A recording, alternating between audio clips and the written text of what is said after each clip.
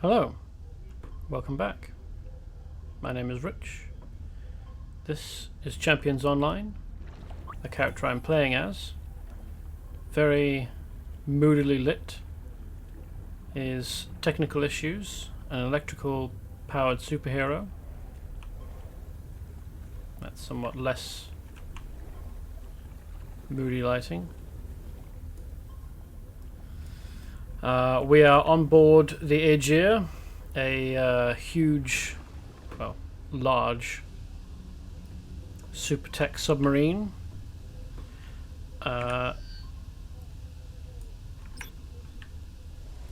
In the waters around Lemuria, which is this universe's version of Atlantis. And we are helping the peaceful, rightful king of Atlantis, whose name I can't remember at the moment, against these rebels who want to destroy peace not only in Lemuria, but also everywhere on Earth.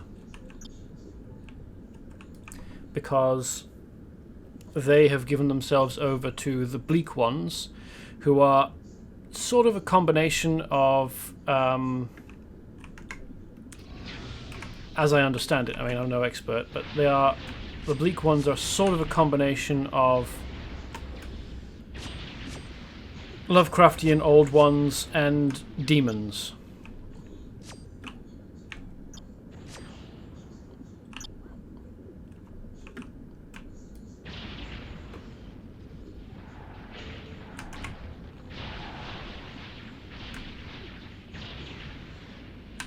Which I think you can imagine means not a good time.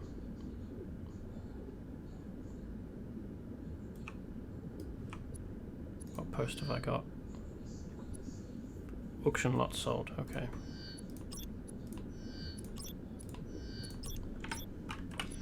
I have one advantage point to spend, which I shan't bother with because I don't have anything that I want to spend one point on. What's this? Oh. Just talk to the minnow. Okay. And what missions have we got?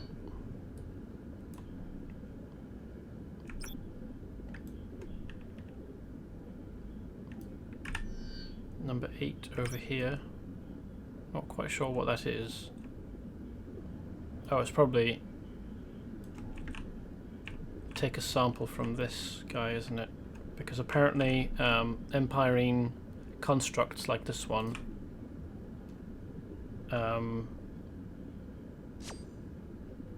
give off toxic particulates when they're... Hello?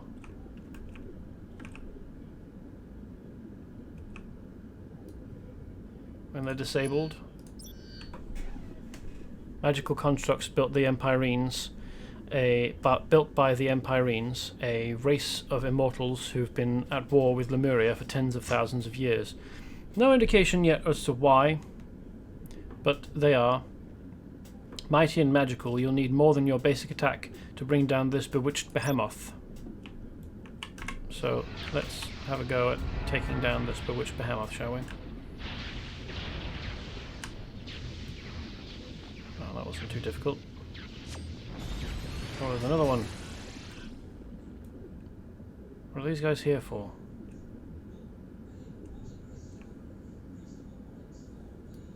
With very choppy animation. Did they appear just because we scanned the Empirine Hulk?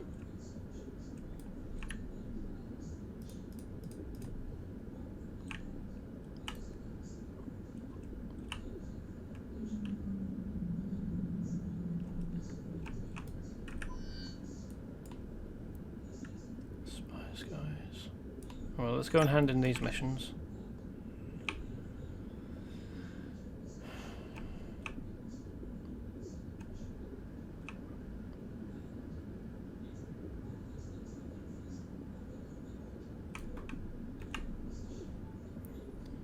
Greetings, Landdweller. I'm Baelrath. They call me Baelrath the Blasphemer because I am loyal to Arvad and refuse to... Oh, Arvad's the name of the king.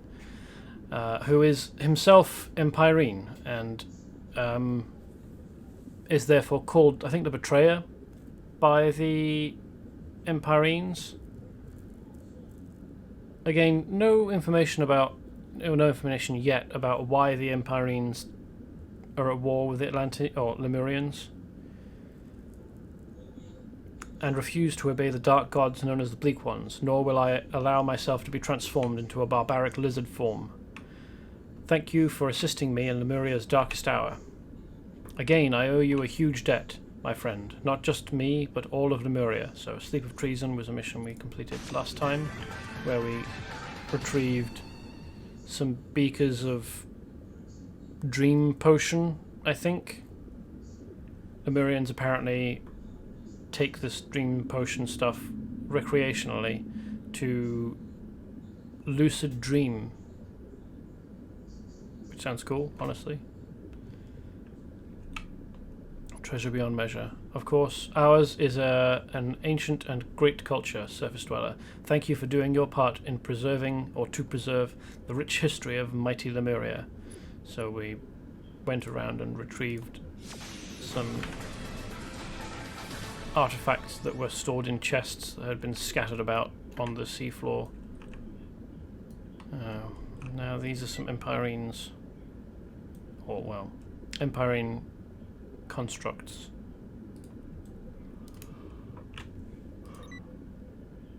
I wonder what the difference is between an ordinary... Oh, it's a hardened construct, and this is an unyielding construct.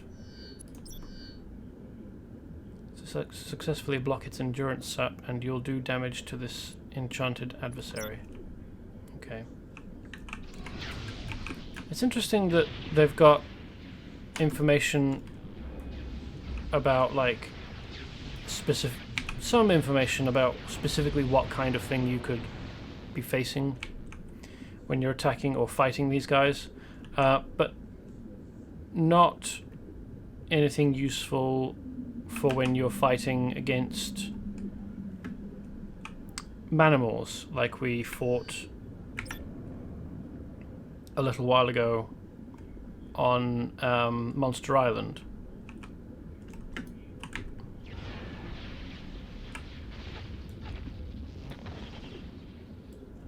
No, we don't have a mission here. Oh, hello.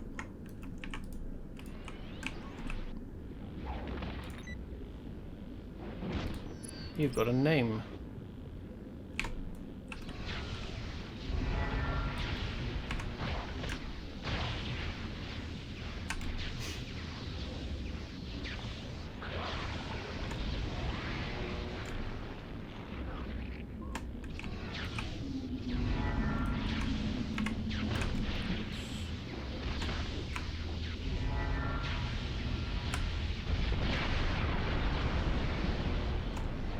Don't have... Oof. Ugh, that's annoying. Oh, that's interesting. I've never had that open before whilst the game is loading.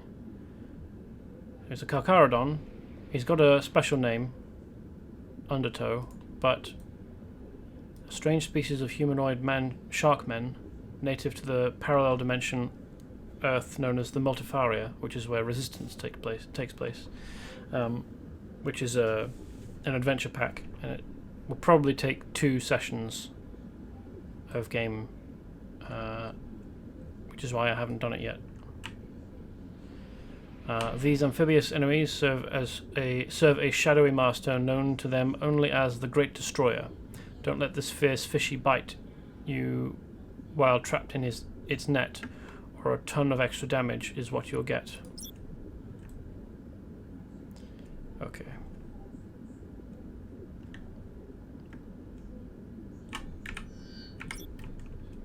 Where exactly is Spy's Guise supposed to be taking place?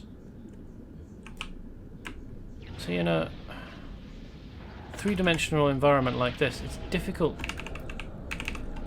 to find things properly if you don't include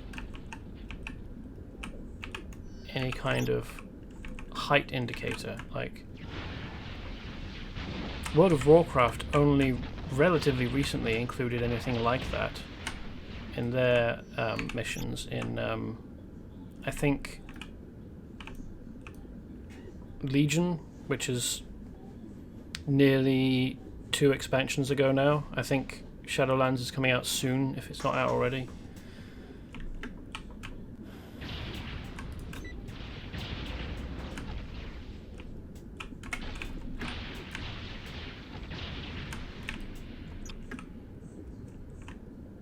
Hopefully going into this crevasse or cave will lead us to Spies Guys, but if it doesn't, well, I suppose we'll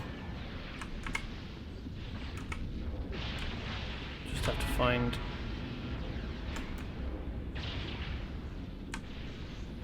find another way to it.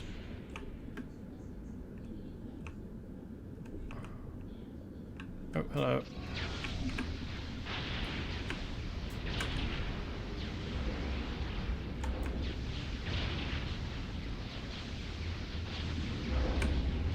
Yeah, I don't care about your lightning ball. No, okay, I should have learned by now that I don't have high enough crafting skill. This tunnel doesn't look natural. Like, there's bits of rock in it that are like outcropping that would indicate, I don't know, it's been partially filled in and then tunneled out again or something. Like, maybe stuff fell in over time, but like, these walls here suggest to me that it was carved initially out, like deliberately. And we can't get any further in, which might indicate that this is a mission entrance.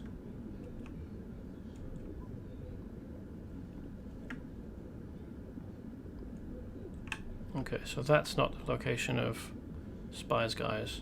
Oops. Hey, Digital Seahorse. Welcome. Thank you for coming.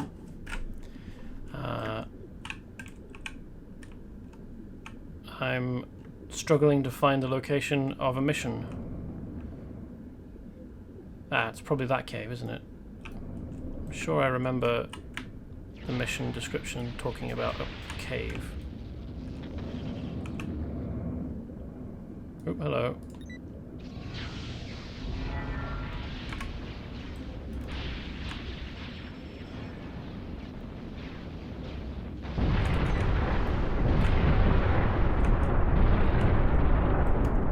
Nice.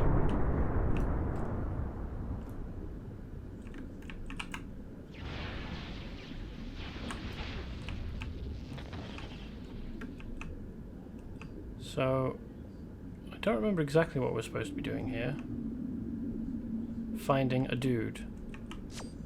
Aha! Finding something anyway. Oh, hello. Are you looking for Carl Norum? Well, here I am, Land Dweller. You can call me Norum the Deceiver. Okay. So, yes, surprisingly, especially in a cave like this. I mean, I suppose that this is a superhero universe, and as such, surprising amounts of light inside caves probably shouldn't be surprising. I suppose these are giving off quite a lot of light, but there isn't anything down here that was giving off light, was there? This is a universe of adventure, I suppose you could say, in the same way that high fantasy universes are universes of adventure, and as such, indoor spaces like this, caves, dungeons, perhaps mysterious laboratories, have huge amount of light available for the benefit of adventurers who might be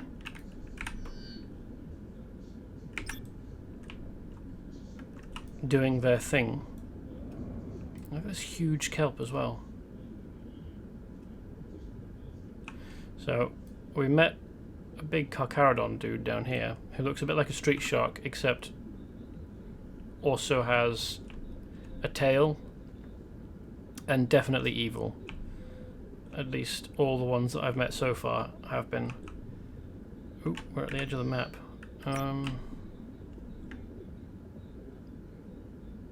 Which kind of sucks because the street sharks were great and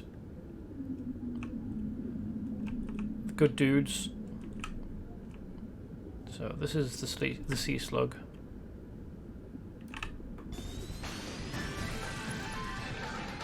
We were sent here by the Aegir. We can't take any readings with all these Lemurians down here.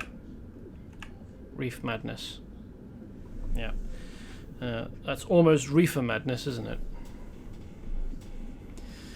This is the Sea Slug, a science vessel. We came here to study the reef, but we've been under a constant attack by the Lemurians, which is, again, this universe's version of Atlanteans, except, well, I mean, they're rebel Lemurians. And these are more Carcharodons. They're only supposed to exist in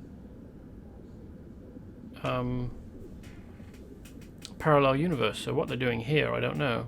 Does this suggest that the Great Destroyer from the Multifaria Earth has got a hand in these events? I mean, he draws his power from... spoilers, by the way. I mean, you find out during, well, towards the end of the Adventure Pack Resistance, which takes place on the parallel Earth of Multifaria, where everyone's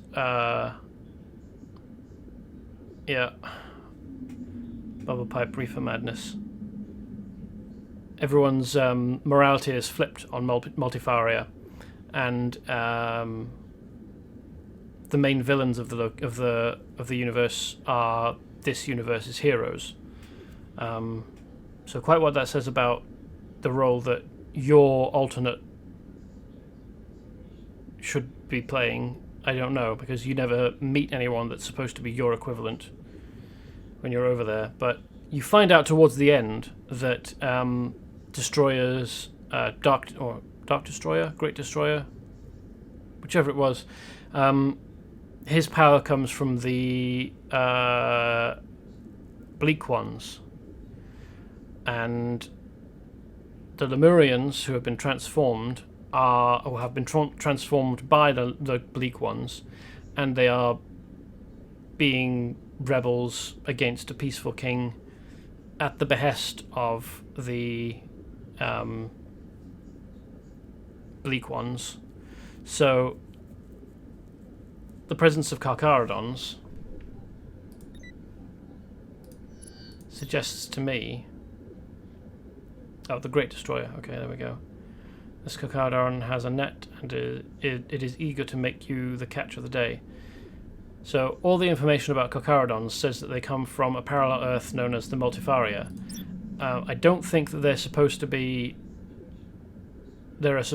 any Carcharodons native to this Earth. I think they are all supposed to come from Multifaria, because they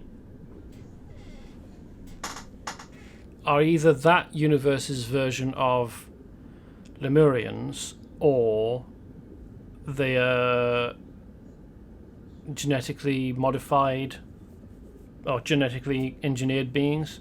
Anyway, we're here to help the Sea Slug. This is the Sea Slug, a science vessel. We came here to study the reef, and we've been under constant attack by the Lemurians. We were just about ready to give up and head back to the Aegir. It's a shame to pass up an opportunity to study such a unique ecosystem. Could we ask you to keep us safe while we take a few sensor readings? You're going to want to bring someone with you, though. These Lemurians are a tough group. I kind of doubt it. Or at least, I mean, I've been managing them so far. This is going to be an escort mission where the enemies pop up out of ambush, because as far as I can see from what might be, what I presume will be this sub's patrol route, there's no one here at the moment.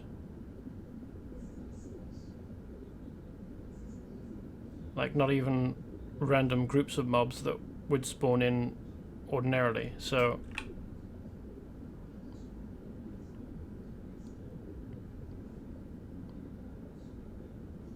yeah, here we are.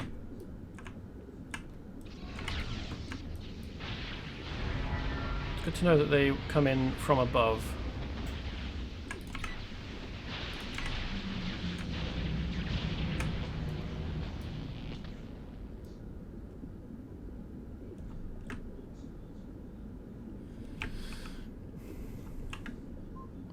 I hope we don't get too close to this building, because if we do, I might summon that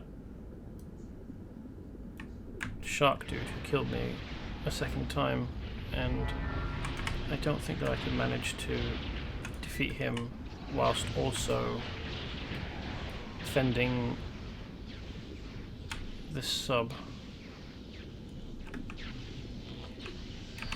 Although I think I only managed to summon him when I went right up next to the front door, so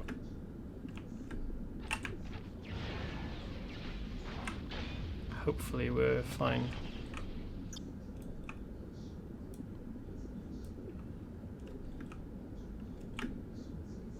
Unfortunately, this build doesn't have any way to heal other people, only itself.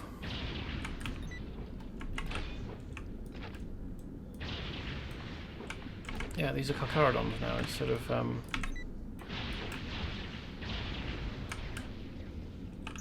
Lemurians. See, oh, it's gone. Had a tail. Oh well, some of them have a tail. That one, that type doesn't, which is odd.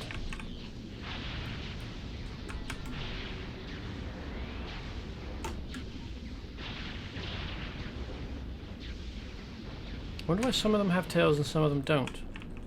And that would lean towards the supposition that they're engineered life forms rather than evolved, because if they're all supposed to be roughly the same species, or at least related, closely related enough that they're all called Carcharodons, why would some of them have tails, like long tails with full, like, swimming flukes on, and some of them not, like not even vestigial tails that are visible from the outside, no tail at all, or no externally visible tail at all. I mean, I suppose technically you could say that humans have tails because we've got tailbones, and sometimes humans get born with tails. Did that unyielding Empirine just start a fight with this power corroder for no reason? Oh god, I hope this is the last. I don't know where else it'll go.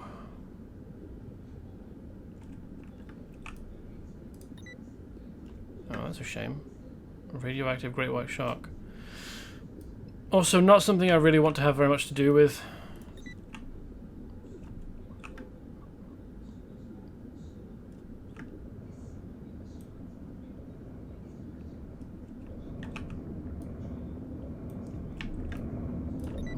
Here's some more.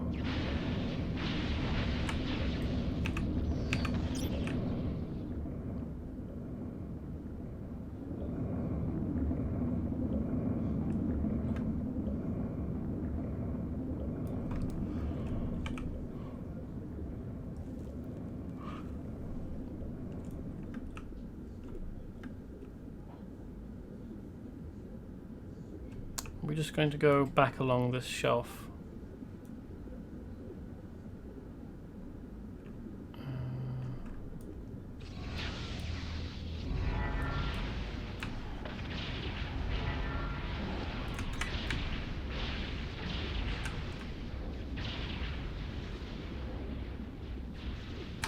This is quite a long escort mission, I mean, relative to other escort missions that we've done so far. Let's swim ahead and take out these guys.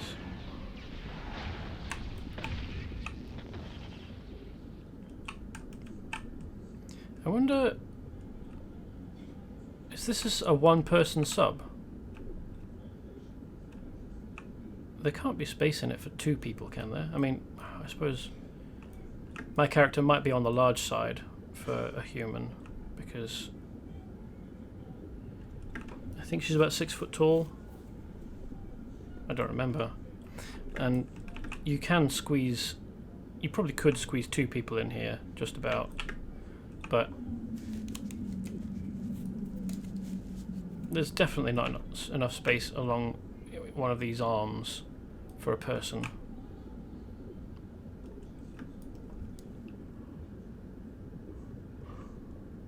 You've already scanned this bit.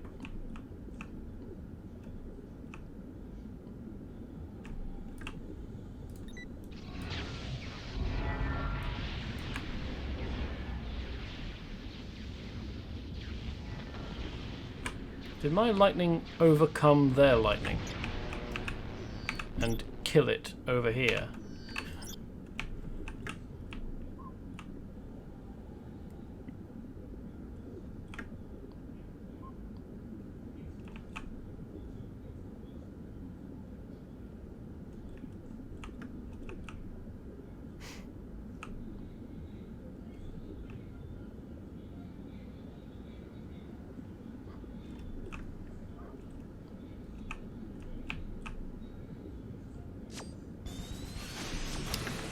Finally. What's this? Defeat Bloodfin. Okay, I presume that means we'll need to find Bloodfin. Very cheerily named chap. Do we have a mission to do anything to the radioactive great white sharks? Strange, dangerous and deadly denizens of the deep sea. My, what sharp teeth you have.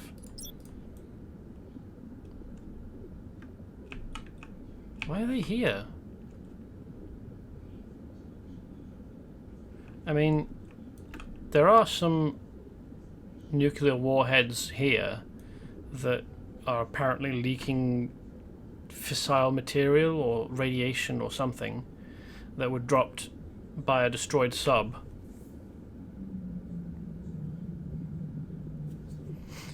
But these sharks aren't. I mean, like, spatially speaking, they're not that far away.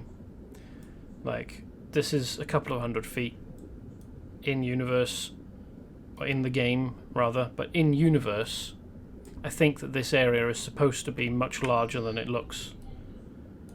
Like these domes, and well, this whole area really, I think is supposed to be very much bigger, as with all MMOs. Overdriven Empyrean Corroder.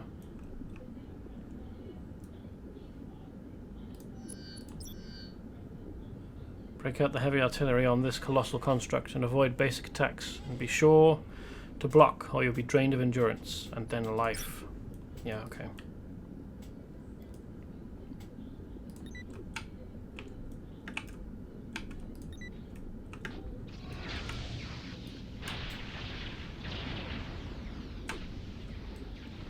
So, quite where Bloodfin is.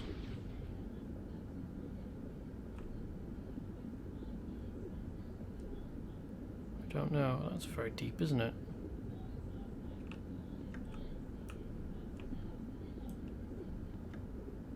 I wonder how far down in here we can get. Oh, and that'll be a mission objective, won't it? enough level to take that mission yet, though.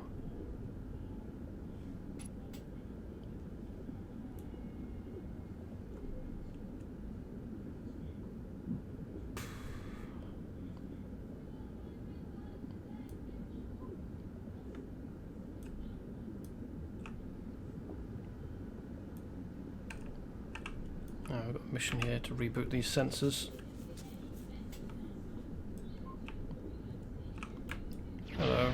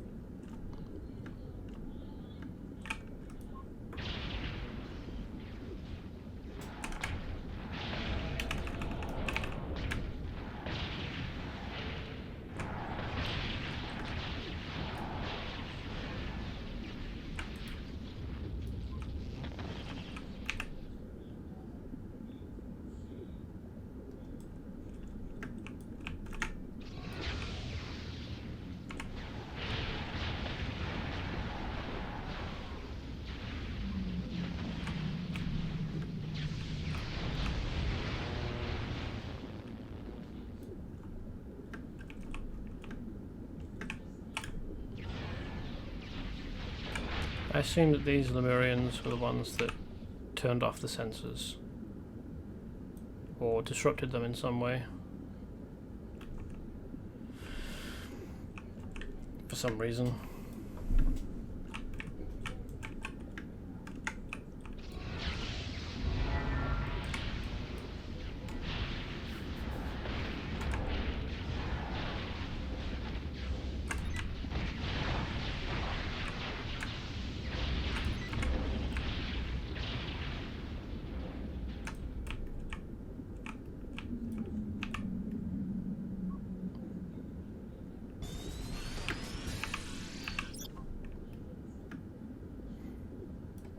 Ooh, that's new. What info do these guys have? Servants of the dark gods, known as the bleak ones. These monstrous beings of inchoate evil are known to the Lemurians as the Rastran Far. Except that's referring to the bleak ones. The Rastran Far is the Lemurian name for the bleak ones, not whatever these guys are supposed to be.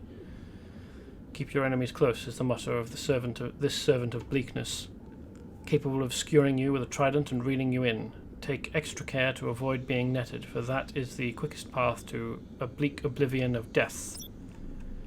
Now, quite what is supposed to be going on here?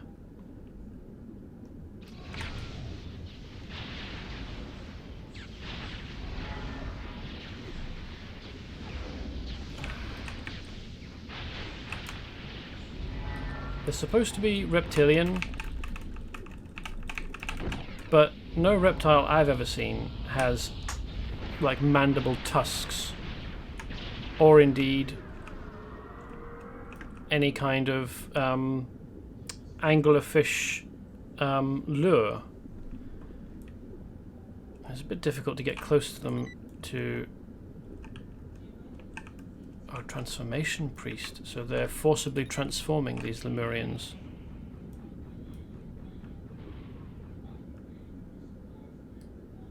It's difficult to get close to them without inciting an attack, but... So, their muzzle is crocodilian, it looks like. They've got 3 digits rather than 4. Tail is reptilian as well, that's fine. The fins are unusual for a reptile. I mean, dinosaurs had them, but they're... Dinosaurs and reptiles are not the same species, and never were. But where this lure and these tusks have come from, I don't know. Because no species of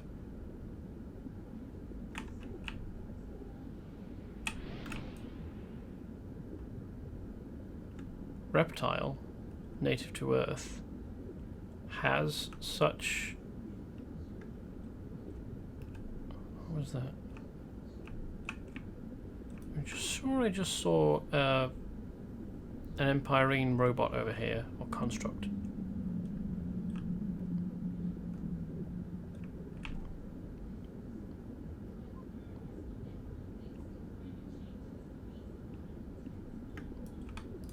Oh, is this radioactive? It's glowing green, and that is the usual colour for this game's radioactive stuff. Well, in the absence of Bloodfin himself, perhaps defeating a radioactive great white shark will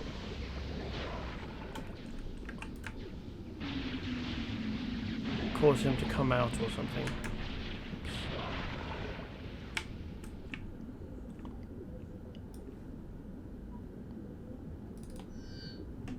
Find the vicious shark Bloodfin near Arvad's palace and defeat it. This is Arvad's palace?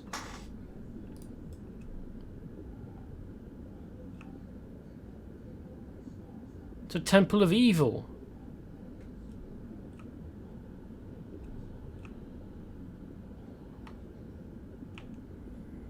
Okay.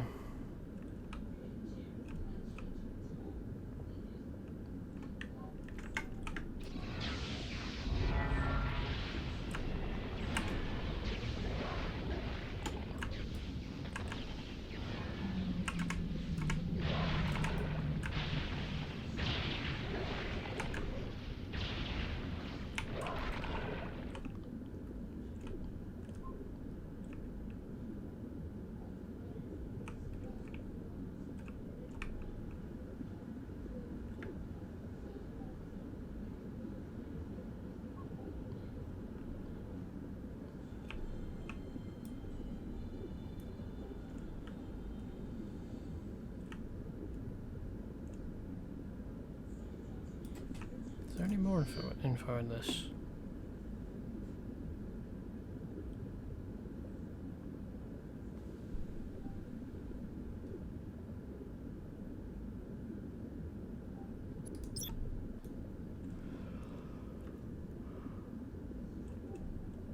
Not really, is the answer.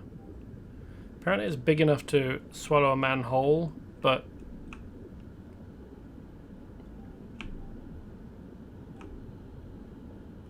I don't know, I mean, maybe the ordinary sharks are big enough to do that. Or the great whites, anyway. And there isn't... I mean, other than those radioactive sharks, there aren't any other sharks around here.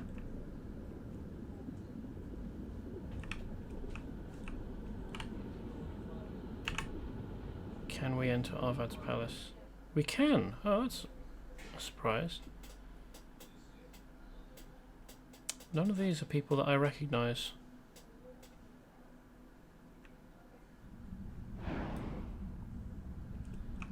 Oh, hello.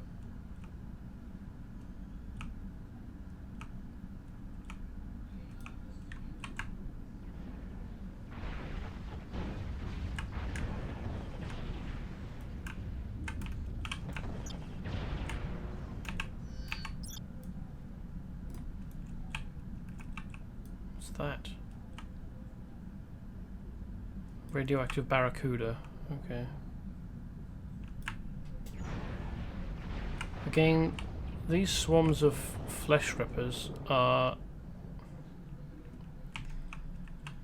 they're basically identical to piranha, except, as I've complained of before, piranhas... Ooh, hello. Piranhas are freshwater fish.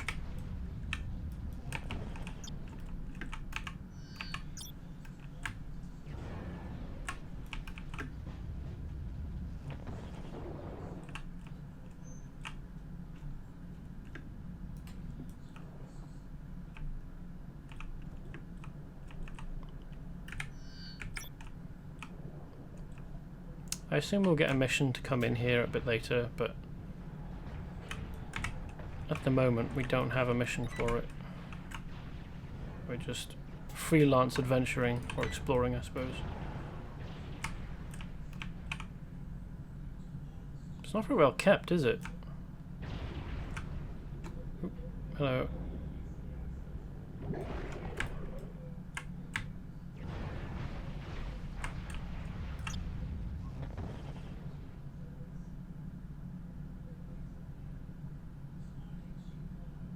So, Carcharodons are not allied with the Lemurians because they are trying to access the Mandragora, which is an ancient super weapon, which apparently caused Lemuria to sink beneath the waves.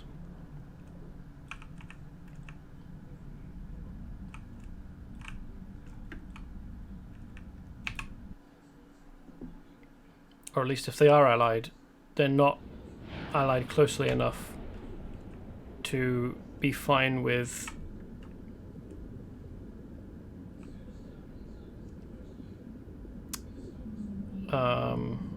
Carcharodons.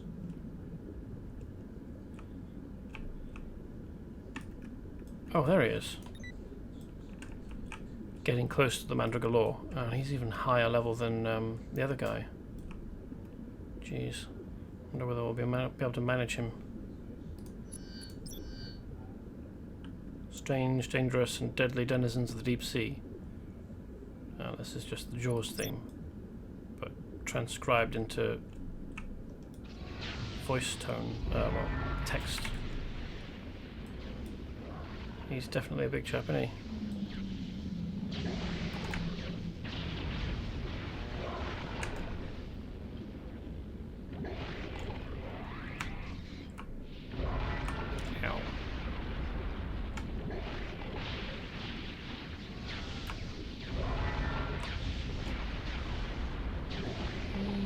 Going down easier than I thought he would.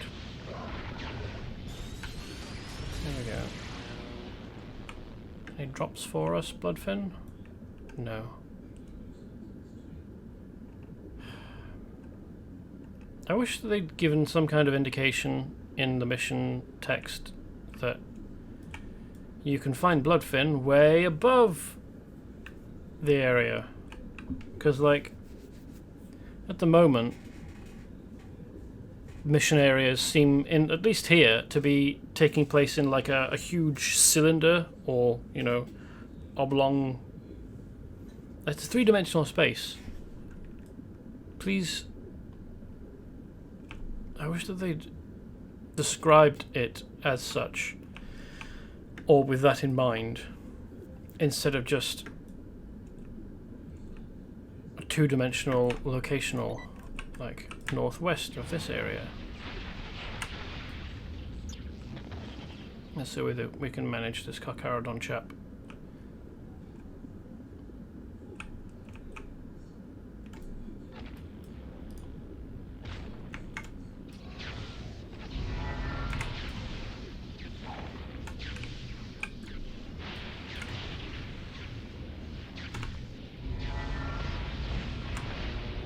Oof.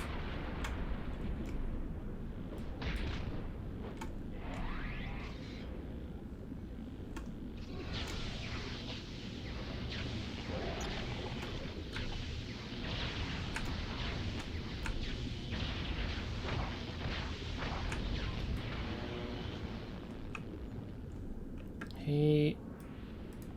Undertow. One level lower than Bloodfin, and more difficult to defeat, at least for me. So what's this? Oh, it was actually supposed to be doing that. Okay. Already done one of them. Rescue... Well... Humans rescued. They're not humans, are they?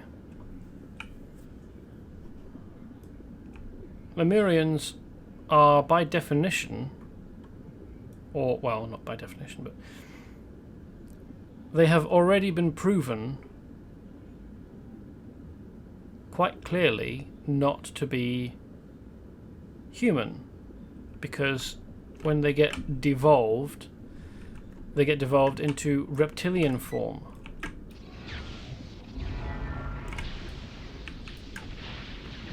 Not ape-like form, as you would expect from humans devolving.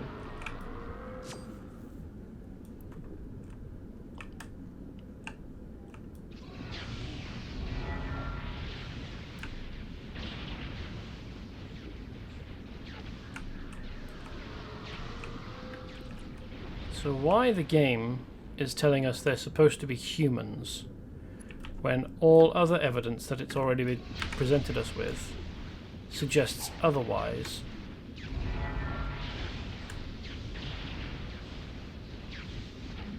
I don't know. It's also very irritating that the game is inconsistent like this.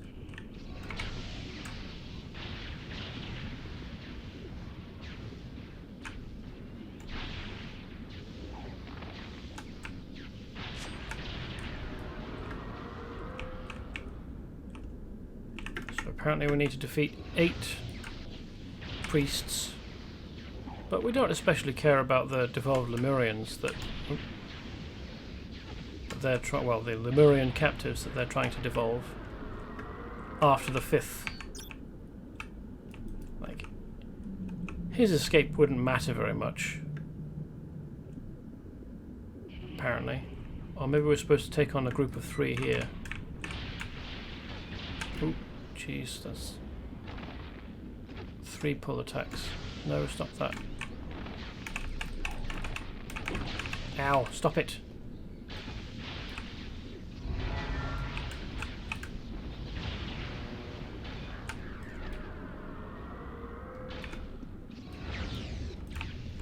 There's a green health thingamy here.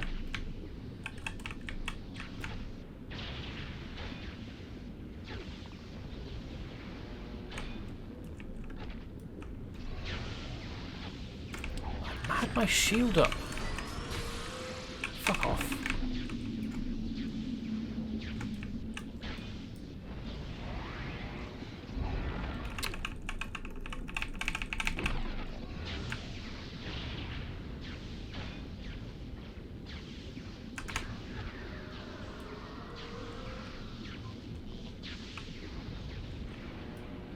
Okay, well, seems like we're done now. Let's zoom back to the Aegea.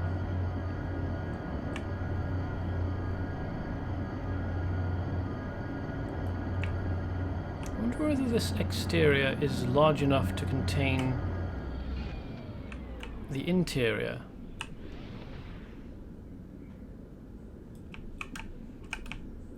I don't know that it is, you know. Or maybe just about.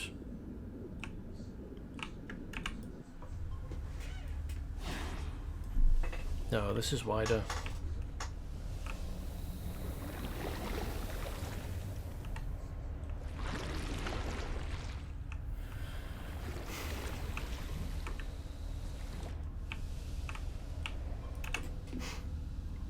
Hello, technical issues. Welcome aboard the Aegea. I'm Captain James Jean de Boer, and the guy in charge of this oversized sardine can. Until sends us to hot spots all around the globe, and right now we got big trouble in Lemuria.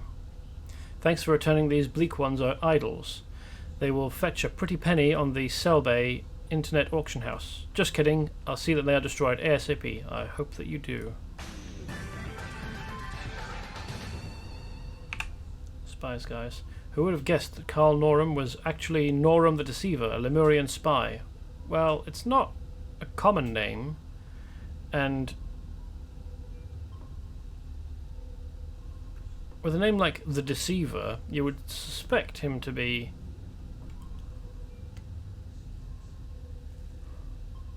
deceptive, like a spy. We need to tighten up security around the Aegea to make sure this sort of breach does not happen again, and also disregard any information that you've gotten from Norum, because he clearly can't be trusted with as a source. Thanks for taking care of Bloodfin. Now my crew can get down there and resume their important research.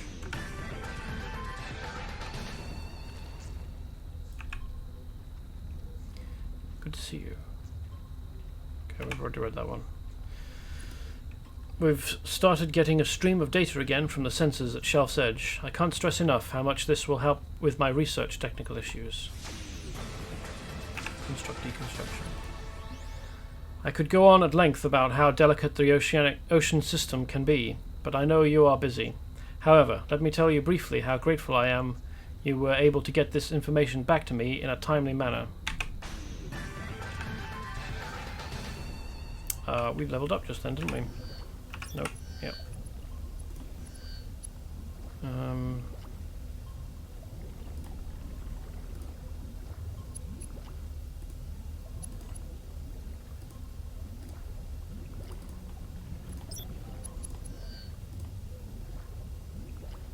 Why isn't that letting me... Oh, right, yeah, because I've already spent points in it, so...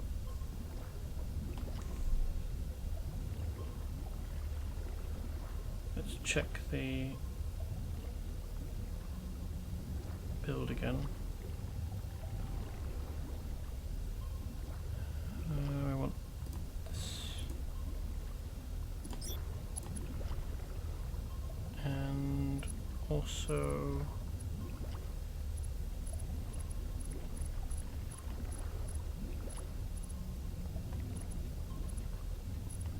Can we get another level of flight speed? No. It's probably electrical siphon.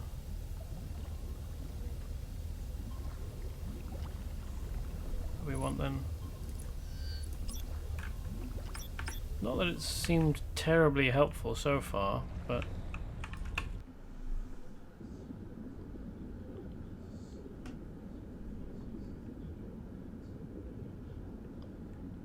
maybe it will prove to be more useful.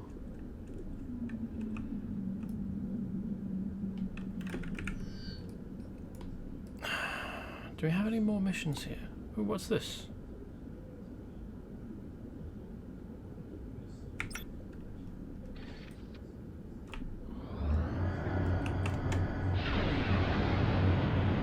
Yeah, I don't think I'm going to try water hazards just yet. Gain. This looks like human tech.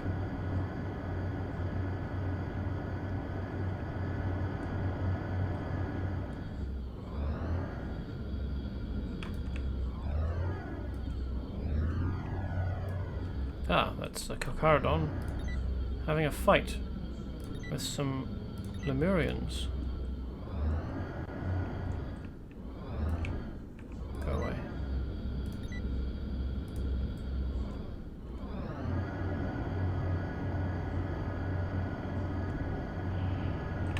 Oh right, yeah, we're supposed to return to Belrath.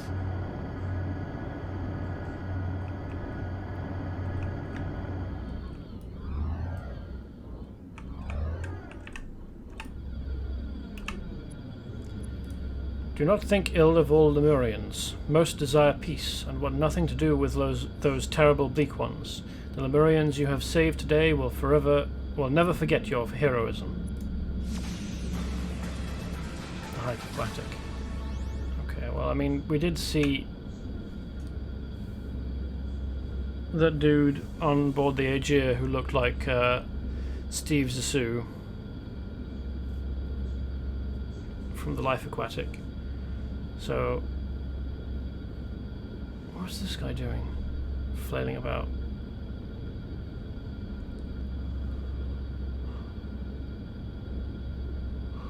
A man came through here not long ago. I think he was part of an expedition attempting to film rare species of sea life named Zissou. He asked for help. He'd lost a friend, but there was nothing I could do. He went down into the caligineous depths. Maybe technical issues. You can help him? Just head down the trench. I'm sure you'll spot him or his one-man submersible on the way. Within the palace of Arvad hides Qularr, the Crooked, the treacherous Lemurian who betrayed Arvad and made a pact with the Bleak Ones to turn all Lemurians into water-breathing lizards in exchange for the destruction of humanity. Unless he is stopped, Qularr will lead all of Lemuria to its doom. Okay, so we actually do need to go in there now.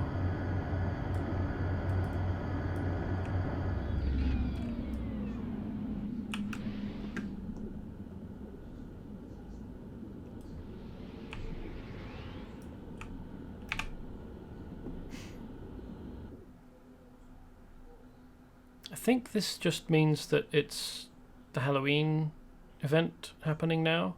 Because we have been getting Halloween goodie bag drops. Treat bags. So what...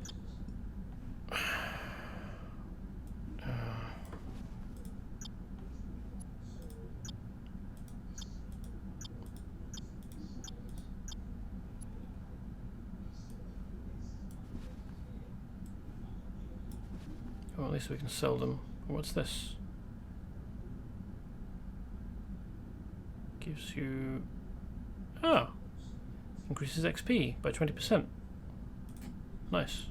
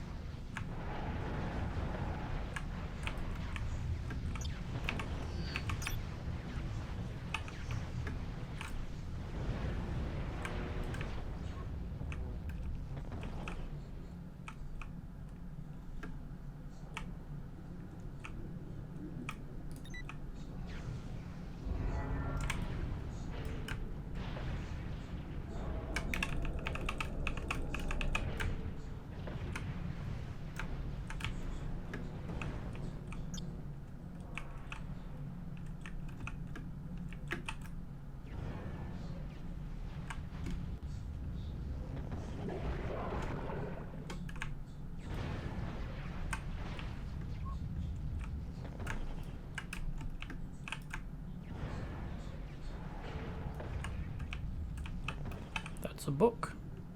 Arvad's Golden Journal. From the Journals of Arvad, King of Lemuria. Or was that Arvad the Golden's journal?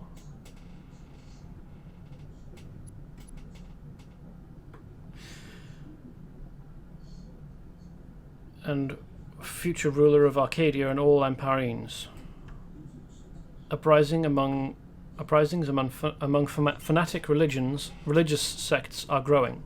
I had hoped the Lemurians would be able to handle it themselves, but so far they are failing to contain the problem. I'll consult with the Bronze King. Maybe I'm missing something in my adopted subject stunted psychology? Ooh, that's not a good look. Oh, it's Takafan is the Golden, I think. Today's most interesting development, however, was that I received an emissary from the Dark Seraph in the person of one Force. Instead, I could see the golden crown of crowns of Crim upon his brow. Apparently, he'd come to ask my help in destroying an enemy of the Crown's, one technical issues, but I really wasn't paying much attention. It may have been 70,000 years ago, but I still remember the demon god Crim all too well from the last time, during the Turakian age, and had no interest in going through all of that again. Still, I have better things to do now than deal with Seraph's lackeys, so I modified his memories and sent him on his way, thinking I'd agreed to help in whatever scheme they're up to. Though all of this does make me wonder what Takophanes has been up to lately. Back when he was alive and known as Kal Turak, I remember spending some time starting wars for him and rebellions against him. It seems like so long ago. So what is going on with Arvad? He seems pretty old. And not to have a very good opinion of the Lemurians, given that he described them as psychologically stunted.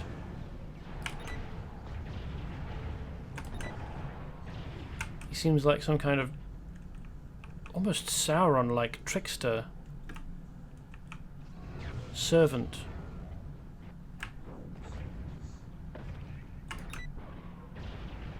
Maybe. who's maybe just performing.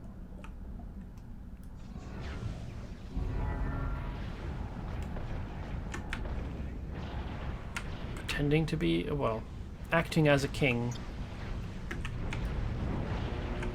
but pretending to be, like, maybe, not that we want the Bleak Ones, or a Bleak One controlled devolved Lemurian army attacking all humanity and trying to wipe us out, but maybe Takofan, no, not what Takofan is. Maybe Arvad isn't the person we really want leading the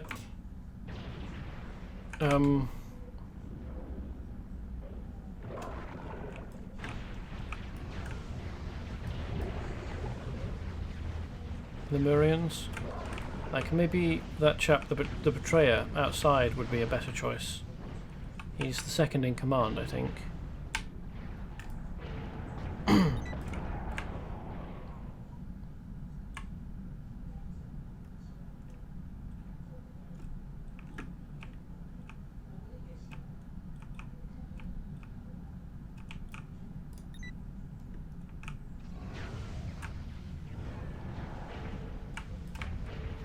Probably be a good second choice for leader.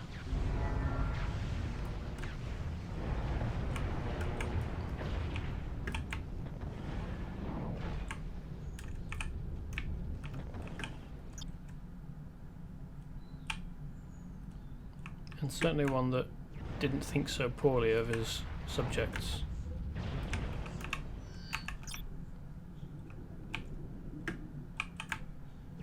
And didn't have a history of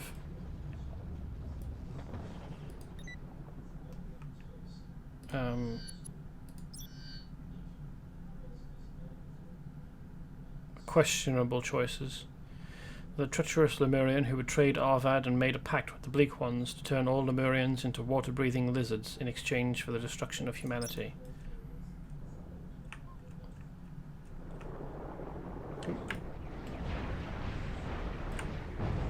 Just took them for environmental decoration. Whoops.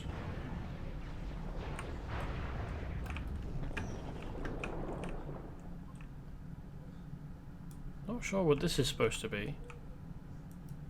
You don't get beehives underwater. There's no such thing as an amphibious bee.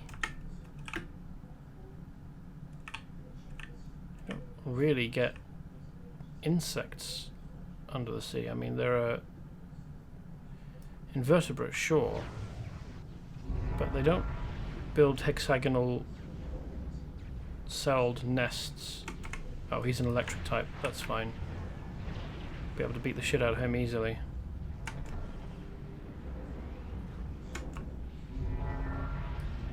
Eat lightning.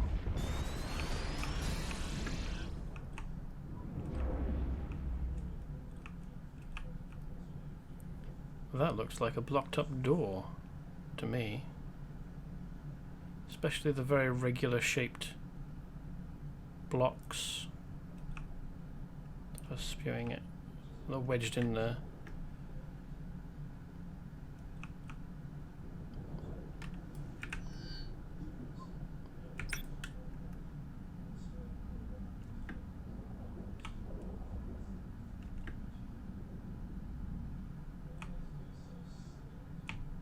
Did I miss these, or do they just respawn?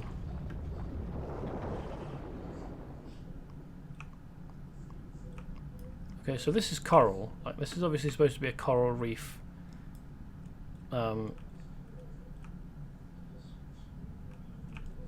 Arrangement, but well, that's definitely wiggling on its own, isn't it? Like, that's not...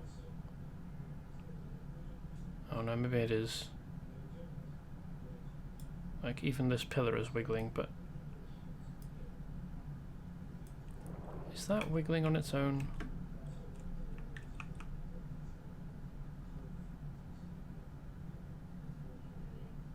This is wiggling on its own as well, isn't it? What are these things supposed to be? Coral reefs aren't...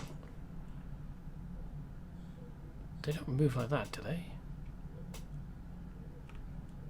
Oh well. I'm no oceanographer.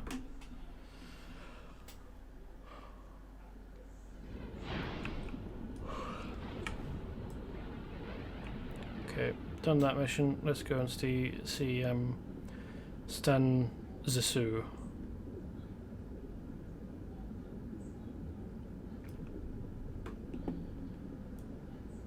Down here in the Caliginia's depths.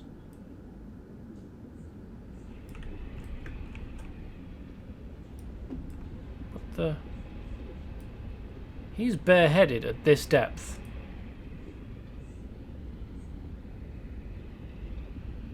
Is he alright? Alright, that's actually the guy that we met. He's still got his woolen hat on, or woven hat, as well. So this will probably be the guy that we met on board the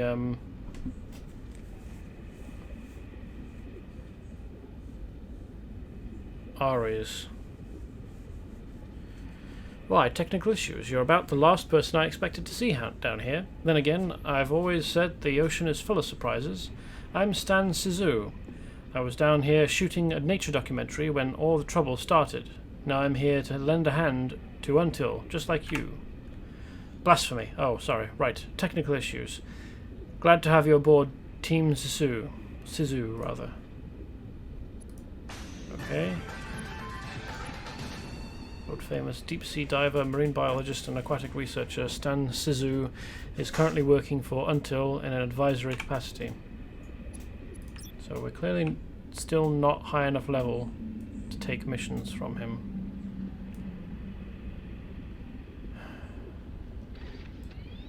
Which means we're going to have to go back to Monster Island and level up some more there before we come back here. It'd be nice if we could get into these domed cities at some point. The only one we've been able to enter has been this one, which has a hole in it. And a bunch of intoxicated dudes having a dream, having a nap. Hey dude. I'm just zipping about underwater in Lemuria. Oh no, it wasn't here that I was supposed to come back to, was it? Damn. Also don't want a Lemurian trident. Let's see what we get from this. Oh, more of these everlasting Grand stoppers. Oh, very nice. Yeah. Yeah, well, it was created by Cryptic, but it's currently owned by Perfect World Entertainment, which I would argue is worse. Because while Cryptic did leave a lot of bugs in their game because they couldn't be bothered fixing them, with a lot of questionable decisions, like design decisions, at least they were actually adding content, real content to the game, not just loot boxes. Anyway. Many loyal Lemurians have fallen because of Cursor's guile and treachery. I salute you, friend, in the name of all Lemurians, both the free and the fallen. Ah, the Lemurians are revolting. Perk.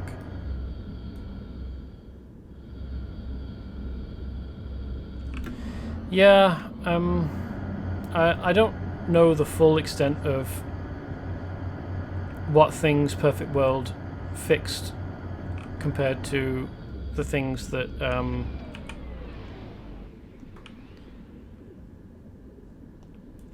Cryptic left, like, because there are certainly still bugs in the game, but my main issue with Perfect World Entertainment is that they've got this property, they've got all the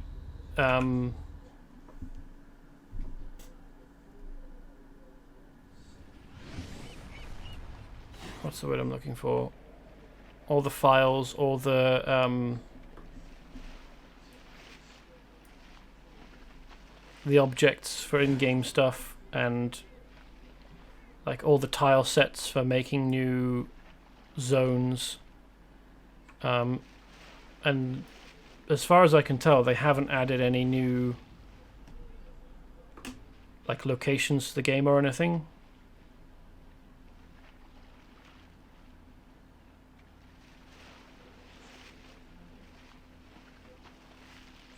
Well, I don't know whether Cryptic had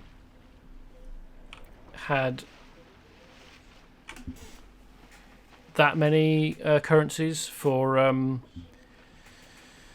this. I mean, there's a bunch offhand. There's probably... yeah, here we are. Resources, questionite, anniversary favor, Tarakian coins, until recognition. And I know that there are like snake bucks for Snake Gulch. But those currencies are still in the game, as opposed to having removed them all and streamlined it. I know that Perfect World probably did fix a couple of issues that I read about on TV Tropes. Well, as having been fixed eventually. So you can get these things called devices, which have a range of powers that you equip, not in your power tray, but in a different tray over here, which is currently under my camera picture. And devices have various functions. One of them that I've got is a heal you up to full device with a 10-minute cooldown, and apparently you used to be able to get just equip as many of the same type of device as you wanted, well, up to 5. And one device specifically that they used to, well, that they still have, I think, but that you used to be able to equip 5 of, was something that summoned 2 huge raptors to fight for you. And so because you could equip 5 of them, you could have 10 raptors running around attacking things for you.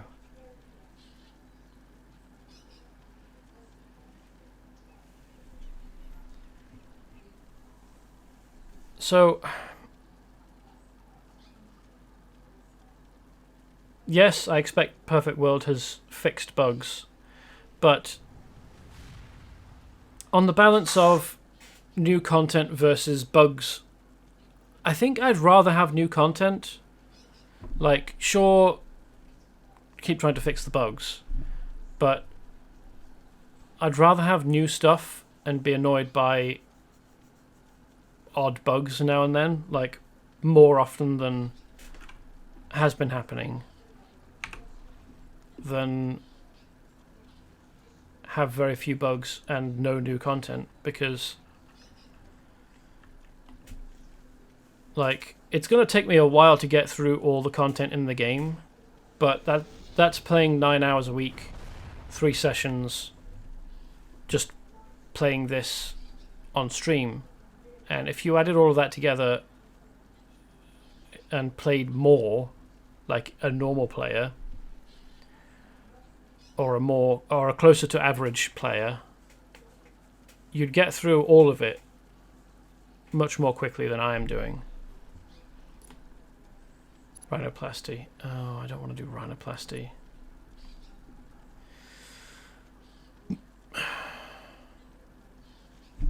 The supervillain known as White Rhino struck a deal with Dr. Moreau, giving Moreau financing to improve and expand his laboratory in exchange for enhancements to White Rhino's powers. We can't afford either of those things to happen. White Rhino was just spotted entering Moreau's lab, so there isn't much time. Except this doesn't have a time limit, so we can do it on an indefinite basis. He's got a green exclamation mark, which means a repeatable quest. Defeat 150 Manimals, which I can't be bothered doing. Let's go and see if Silverback has missions for us.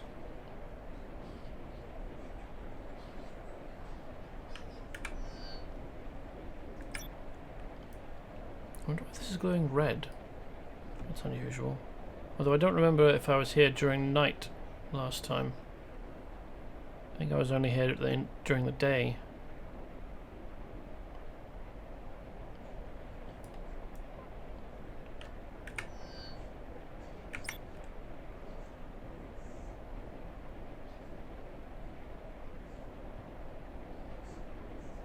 Okay, so admittedly doing rhinoplasty with previous characters may have been a struggle because... Oh, speak to Major Lark on Monster Island. Cool. That's a new mission. So doing rhinoplasty may have been a struggle because I wasn't using builds that other people had come up with. I was building the characters myself, and I am admittedly not very good at that. So maybe that was the main cause of the struggle. What's this? Oh, bear and cat. Okay, I was hoping that I would find a new rare creature type. Ooh, Gadget Boy. Who's this? He is a prodigy. In fact, he is one of the smartest people ever to have lived, at least when it comes to gadgetry and science. He's not so good with people. He's a teenager now and very isolated from the rest of humanity, aside from his friendship with the equally brilliant Dr. Takashi Toru. He works closely with Bureau 17 and can most often be found on Monster Island. He always has his robotic sidekick and best friend, Gokin, at his side. So this will be Gokin.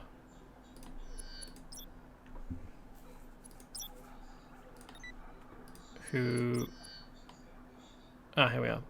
Mechanized manservants of the Japanese... Oh, who just has exactly the same info text as the Bureau 17 automatons.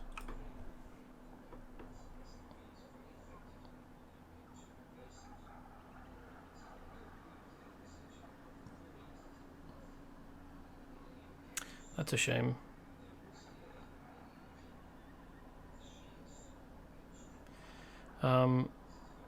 So I'm not particularly familiar with Star Trek Online. I didn't realize that content was done in seasons, and as a result, I had no idea what sort of schedule they'd be on. 4 to 6 months seems reasonable. Increasing that to at least 7 months under Perfect World as compared with Cryptic does suck a lot. But you're getting more content than we are in Champions Online. There are seasonal events, like there's always an anniversary in September. We've got a Halloween one coming up. I think it might have started because we've got we've been getting treat packs or whatever they are that drop mostly health items in the form of sweets. There'll be a Christmas one, an Easter one, I think, and maybe some others. And like, they're constantly releasing new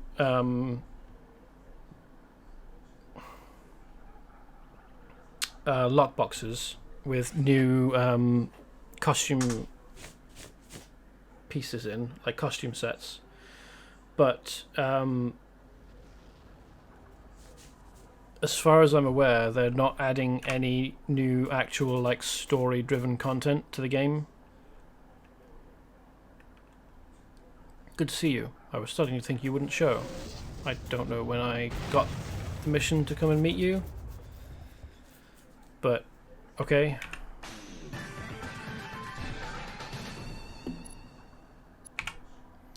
Hear about the Qularr, are you, hero? Good. Project Stargazer keeps tabs on extraterrestrials and ensures the world remains safe against alien threats. Alien threats like the Qularr. Does Star Trek Online, by the way, does Star Trek Online have a Halloween event? Because as far as I can remember, I mean, I haven't watched all of Star Trek, but as far as I can remember, there haven't really been any, like, Halloween mentions of Halloween in Star Trek. Like, maybe they matched up an episode that would be released around the end of October with, like, something thematically that was spooky or something, because there were a few, certainly in Star Trek Next Generation, episodes with, like, ghosts, or space ghosts, I suppose, haunting people or possessing them.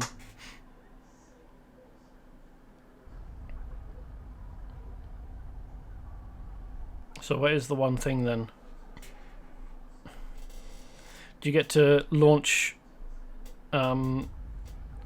jack-o'-lantern photon torpedoes at people? We're lucky to have a peacekeeper like you around technical issues, especially when we have enemies all too eager to wage war on the innocents. Enemies like the Qularr. Why would you need to put the innocents? Like it's a singular thing. Surely you would want to say wage war on innocents.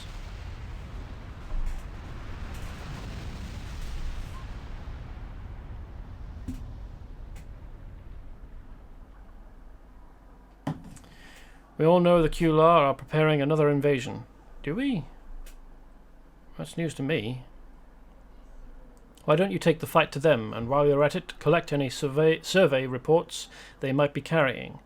Yeah, it would be valuable for us to know exactly what they know, and what they are planning next.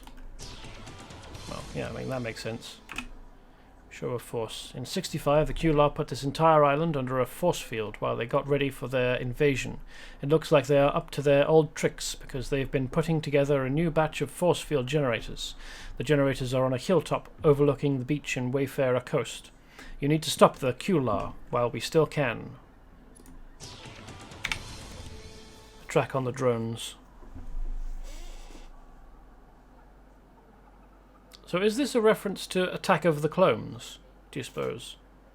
It's not very close. Phonetically.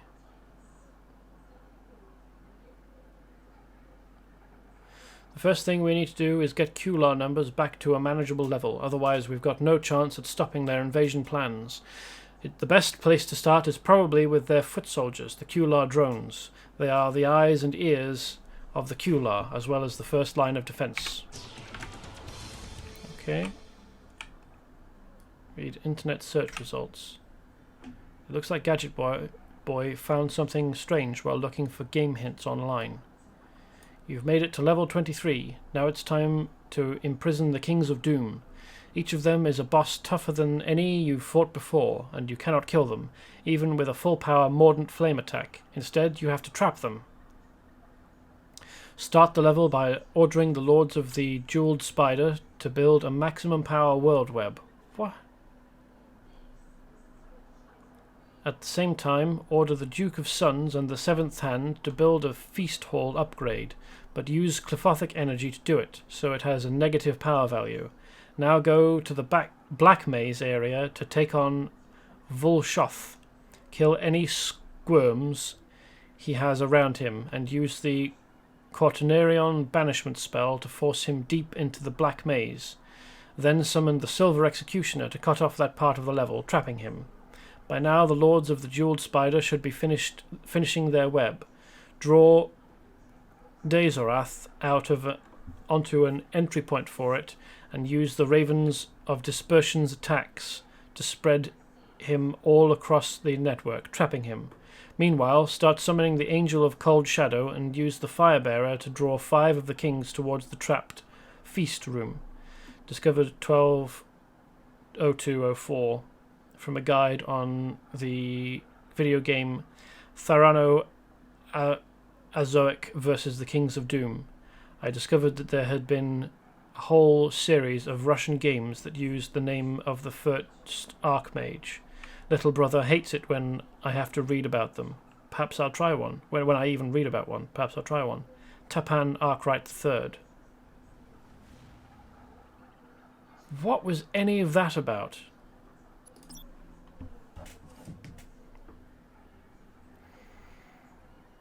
There's a limited time mission that can only be accessed either on Friday the 13th or the few days around Halloween. It's a spooky mission called Hearts and Minds and involves a digital ghost infecting an old space station, as well as a crazy Vulcan making clothes of himself. It's not Halloween themed, but it is accessible during Halloween and it's spooky. I think that's close enough to being Halloween themed. It's close enough that I'd call it Halloween themed.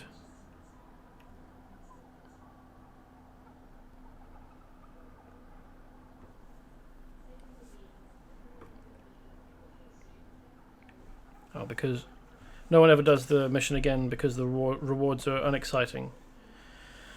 Once you have one copy, you don't need more, so no one does them again. Also, the darkness requiring a flashlight in the bowels of the station is really annoying. The players hate it. So when you're playing Star Trek Online, do you... I think I have caught some of your streams occasionally, and you've been a ship zooming about in space. So do you get to also be a crew member? Or like lead away teams?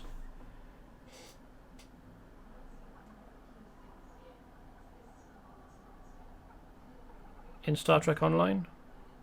Oh right, nice. Both space missions and ground missions. Does Star Trek Online follow the same bizarre decision-making process where they send some of the most valuable, higher-ranking members of the ship's crew on the missions? So, like, the second in command, or sometimes the first, like, the captain? Or do you have dudes who are specially trained for that, who aren't part of the overall command structure of the ship, where losing them would cripple the function of the vessel?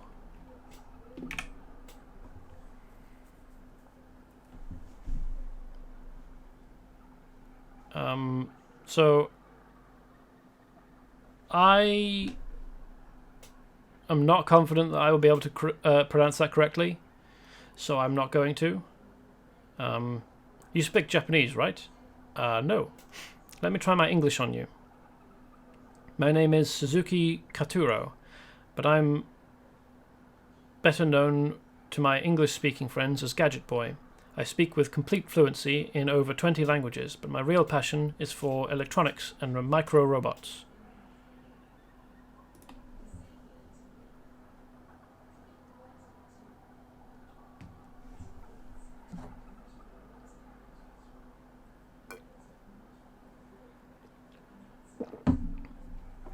Yeah, not just the captain or the first mate, but also like the chief of security or the head medical officer or the chief of engineering.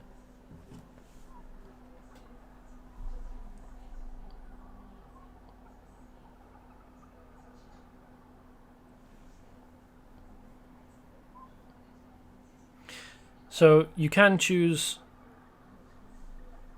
whichever four bridge officers you want, and there's no penalty if you're playing normal. No one dies though, oh, that's a relief. But can you use the person again if they haven't been healed? Like just send them down limping or bleeding or whatever. Gained in translation. Aha, nice reference to Lost in Translation. Very clever. Oh, okay. So they're less efficient. So you could be an absolute bastard of a commander, sending people out even though they're horribly injured.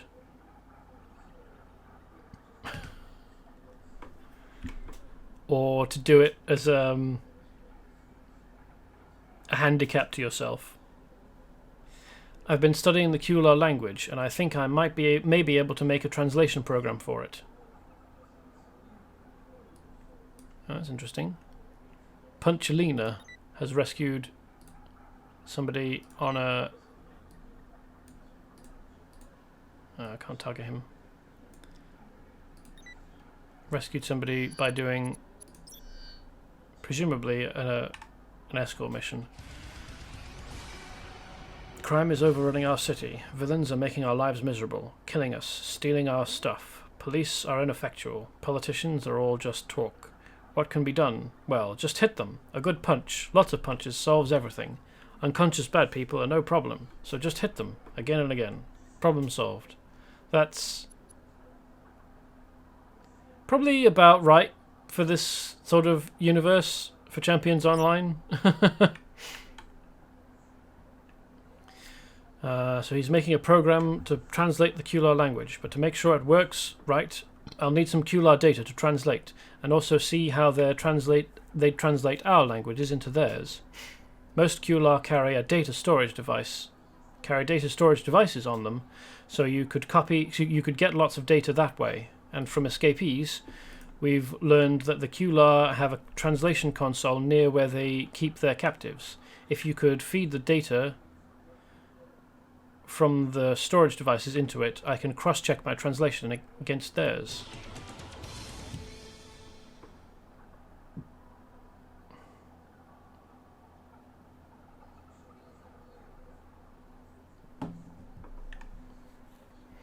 Talk to Dr. Toro.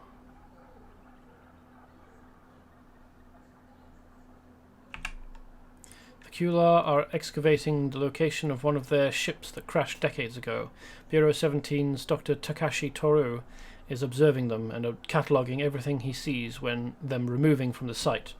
He may need some assistance for a more hands-on approach. Dr. Toru is stationed to the southwest. Venture southwest. Talk to Dr. Toro. Robocrop. Very funny. Gokin is not just my bodyguard, he is my best friend. When he tried to defend me from the Qularr, they took some of his parts, and now he is not functioning. Well, I mean, he's standing up and stumbling about. That's pretty good for a robot on its own.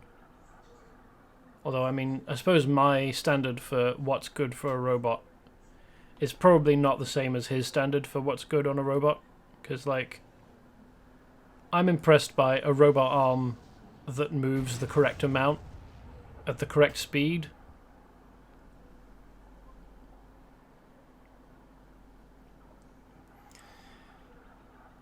You should be able to find some parts and a power cell in the central valley of Wayfarer Coast.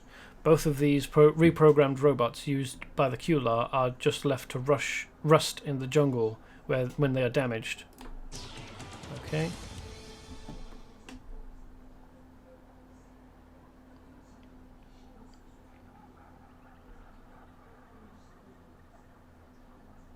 Oh, that's weird.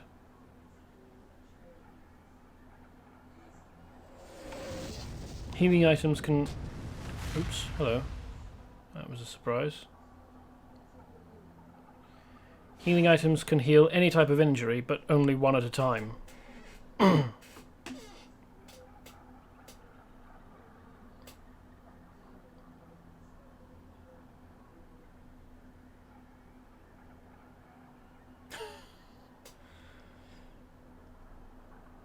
Yeah, that's pretty daft. Medical officers being trained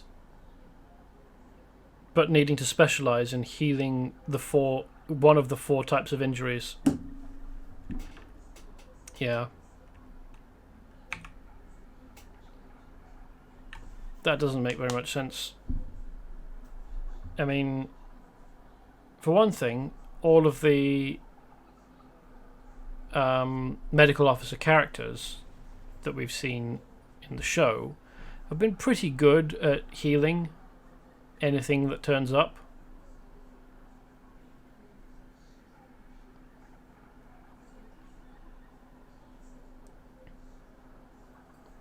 The only things that they've really struggled with have been unusual diseases that they've never seen before, like pretty bog standard, like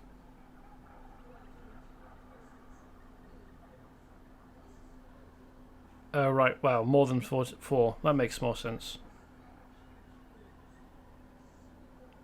How do injuries have abilities?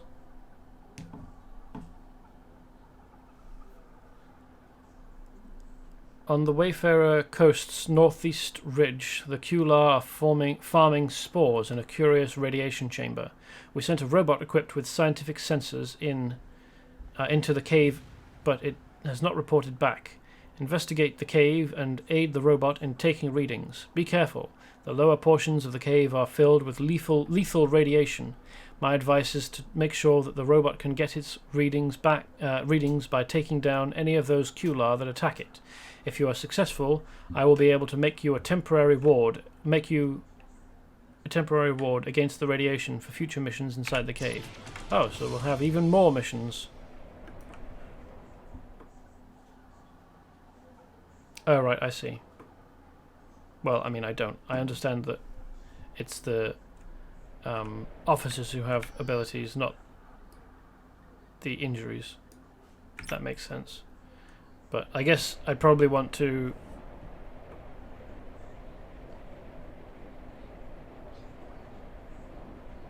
actually play the game to get a better understanding of it fully.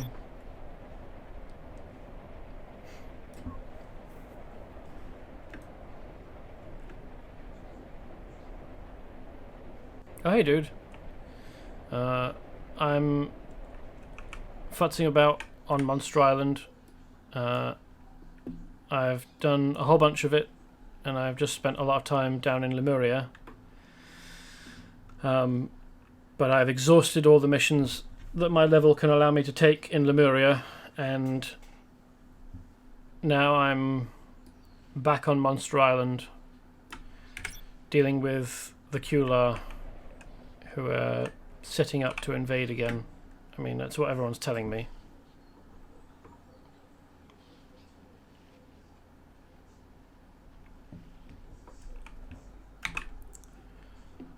Takashi Toru. Hello, my friend. I'm Dr. Toru, but you can call me Takashi. Bureau 17 charged me with observing the Qularr, but it seems they are observing us as well. Observing and preparing for an invasion. Seems like that's all they're interested in, isn't it? I'm glad you have arrived. Formerly a superhero named Microchip Man, Dr. Takashi Toru designs high-tech equipment and gadgets for the Japanese defense agency Bureau 17. Bureau 17 is probably a reference to something as well, isn't it? Just something I'm not familiar with. Regarding the relic. I whipped up this device just now. I call it an ultrasonic Terran Vigilator. If you take it to each quadrant of the Qularr dig site, it should give us a reading on exactly what's buried down there. Use the device with the Qularr sensor pylons located around the upper lip of the dig site. Buried since 65. The Qularr attacked us once before, long, long ago. Haven't they attacked twice? In 65, I'm sure I read that they'd attacked in 65 and like 96 or something, or 98,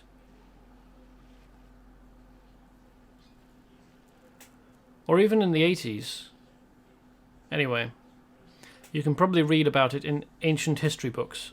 I don't know that I would call history books from 1965 ancient, but anyway, I guess they buried a bunch of stuff from the old invasion because there's a Qularr crew digging at the southern part of Wayfarer Coast. I need you to retrieve some of that equipment because we can't risk it falling back into Qularr hands. I don't know why they'd want equipment from 40 years ago.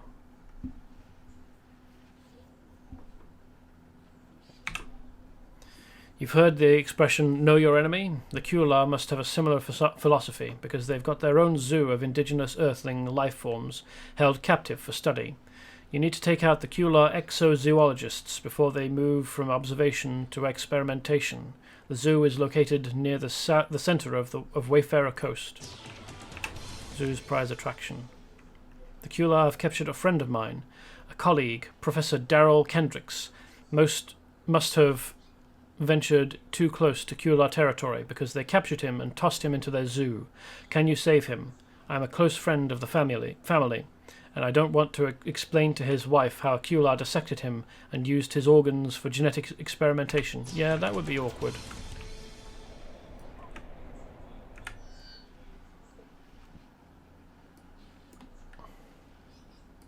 So we do have a mission here, Moreau's laboratory, called rhinoplasty. But I'm not going to do that, at least not yet, because every time I've done it, or tried to do it before, with other characters, I've not been able to finish it. This is an open world mission. Let's see whether we can manage it.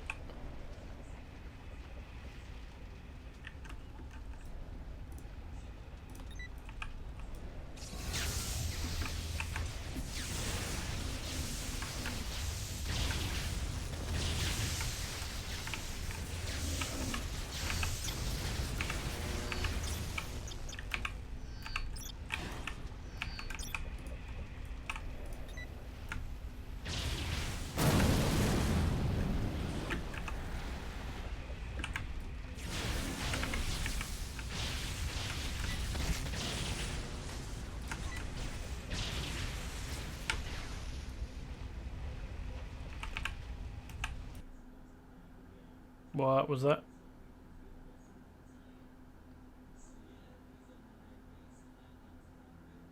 I'm inside. Okay. This is not something I've seen before. I didn't realize this was possible.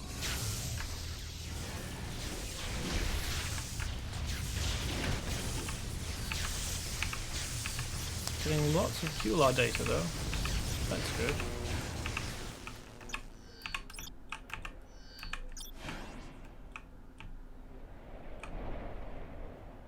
This is a series of tunnels underneath the beach.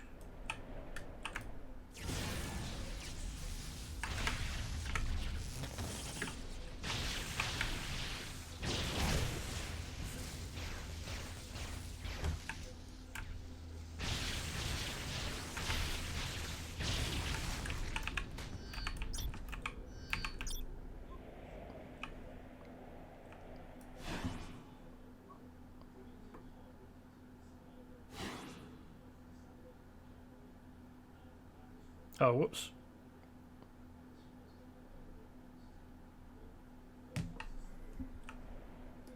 How did you manage to make that mistake, Mimo?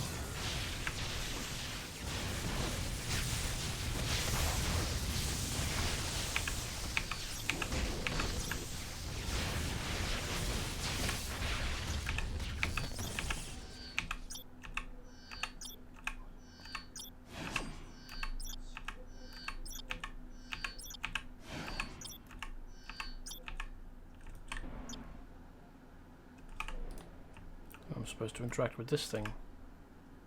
Shut down generator. Okay. That sure to cause them problems.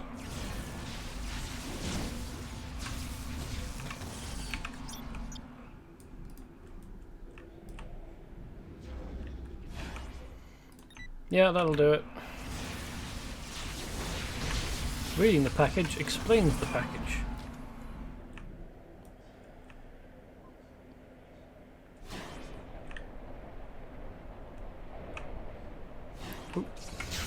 There's some people waiting for me on the outside. Oops, on the outer door.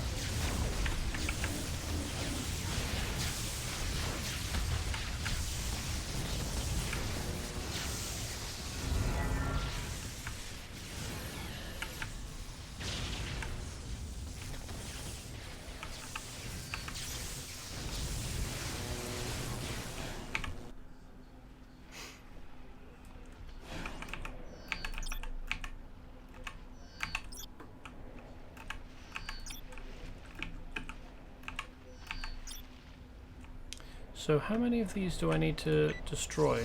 I mean, going by the list, all of them, but...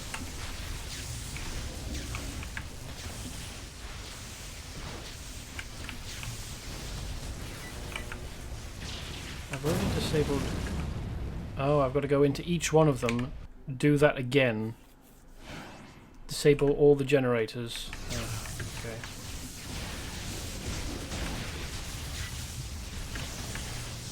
And I have 5 minutes to do it.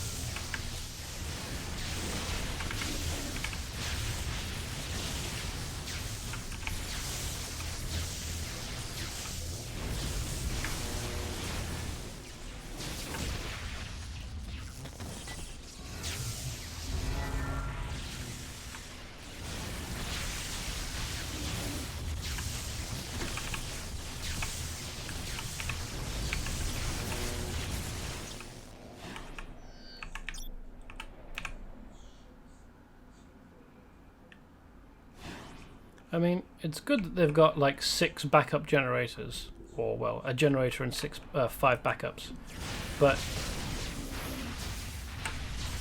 it doesn't really help when someone can go through each one of them, shutting all of them down. I don't think I'm going to bother taking out all of these dudes.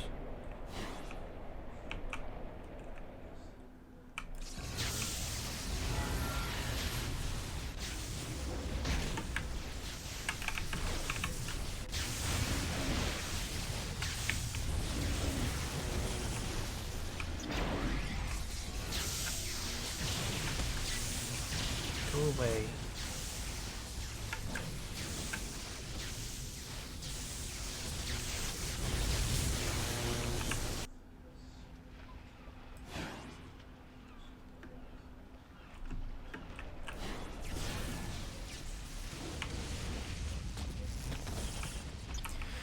But turning off all these generators will summon some kind of overseer or guard who's absolutely no fun to fight.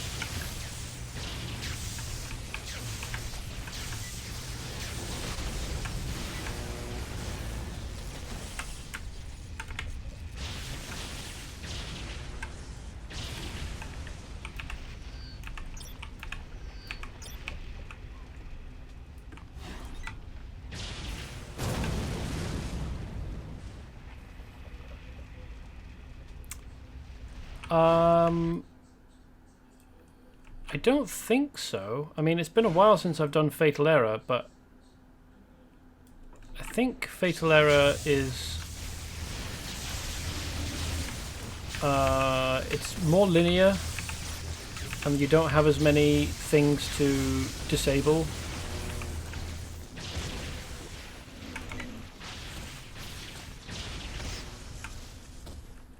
Plus, I mean, Fatal Error is built on along the lines of looking like Tron.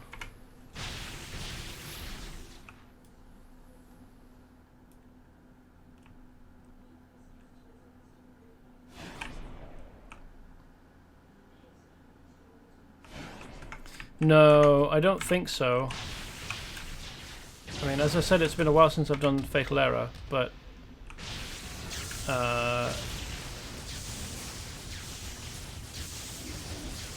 you've got like a 2-lane sort of digital highway, and you do need to swap sides occasionally, but it's a different tile set, different enemies obviously, and it's all like one continuous thing rather than being lots of different small, like, entry room, corridor, generator room.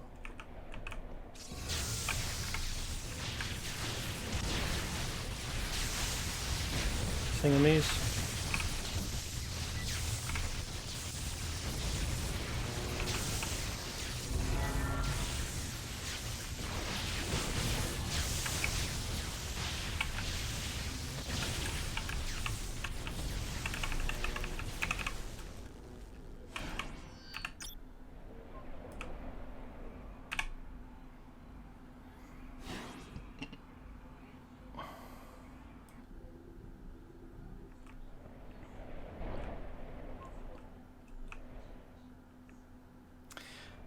I suppose leaving it with a bunch of dudes in the room might imply that they could turn it back on quite easily. But I'm going to assume that either they're not trained to, or they're so stupid that they don't notice that it's been turned off.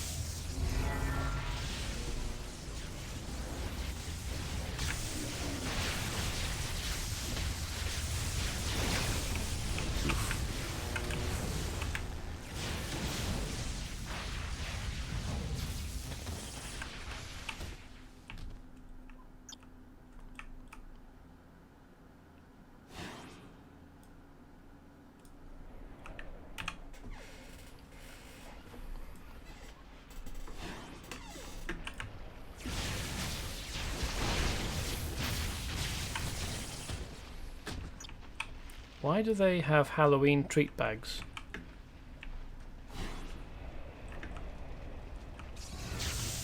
They're Qularr. What do they care about Halloween? Nearly done, I think. Looks like this is generator 3. We've done all of these ones. Do we have to do the last one as well?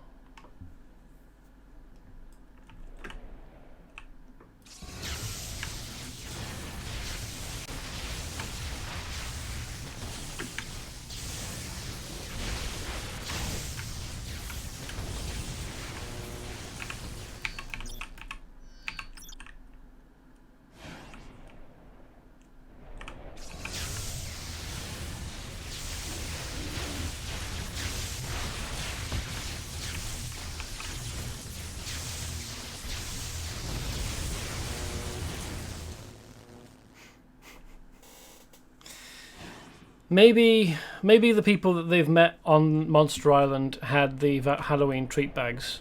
Yeah, but I am sure that I got a treat bag drop or two from, like, the radioactive sharks in Lemuria. And I don't know about you, but I don't know how I would try and explain how some sharks managed to get Halloween treat bags.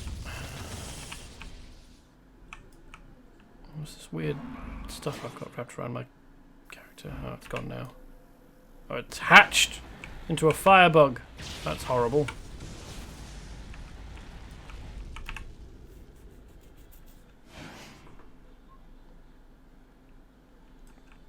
Didn't realise that was a power that they could apply.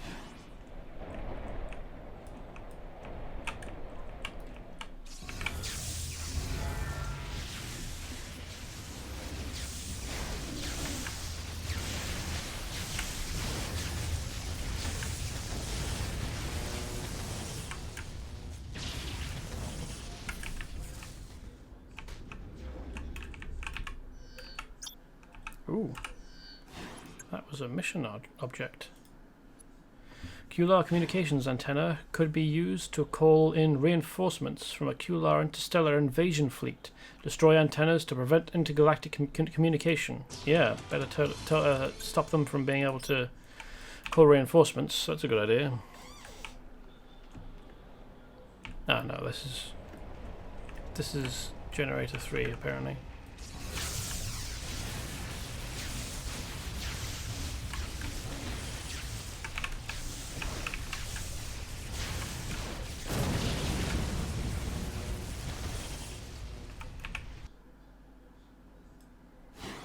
Last one, and then something horrible will happen, I expect. Some kind of overseer or guard or something.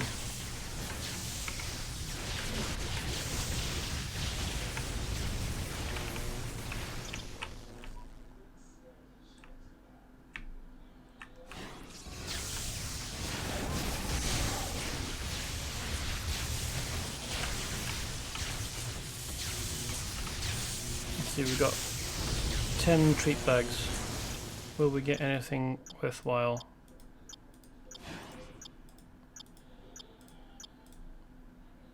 What's this?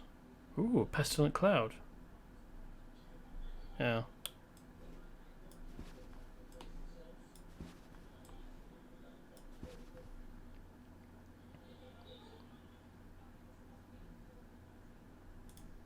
Let's use the kinetic crunch though.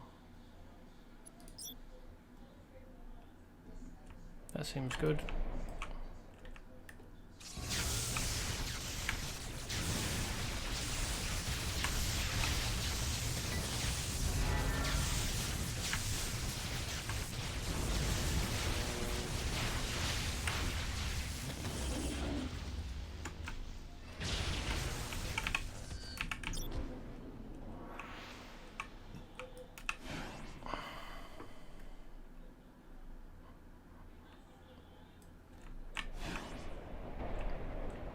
I wonder whether that's the event over.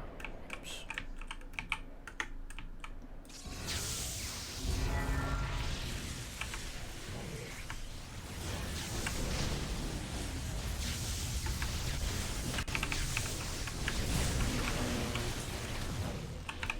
That went more poorly than usual.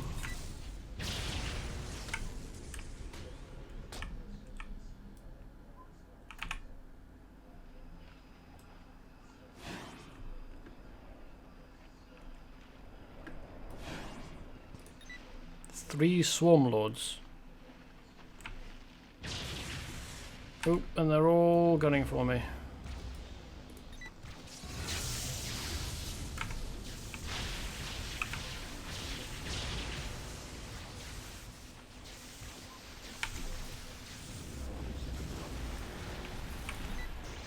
Ow, stop that. Oh, fuck off.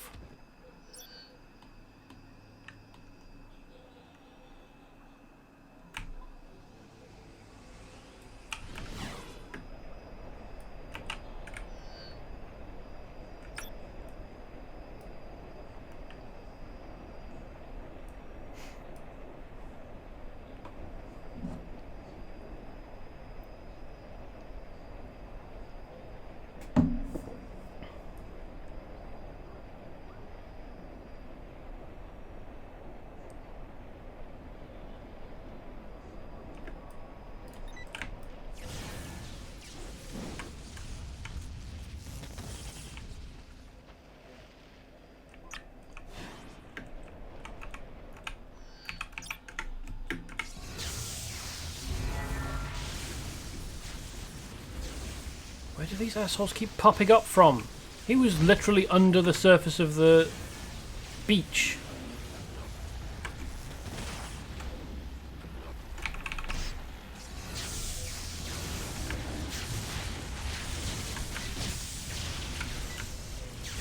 Go away.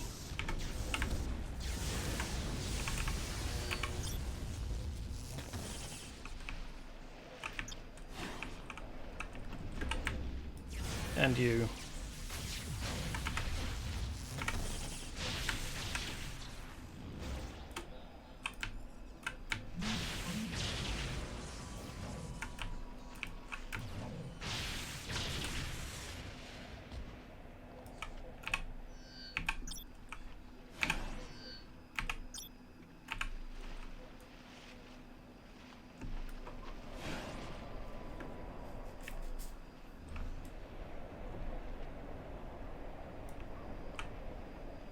How did Punchline get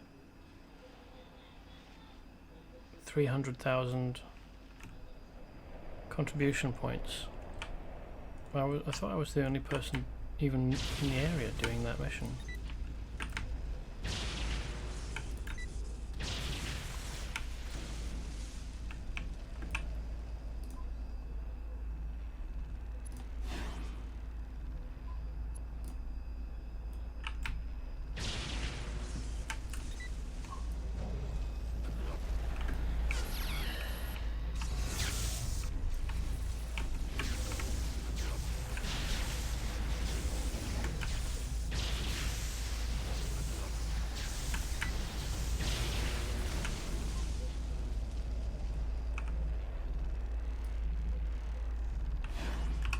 Supposed to be doing here.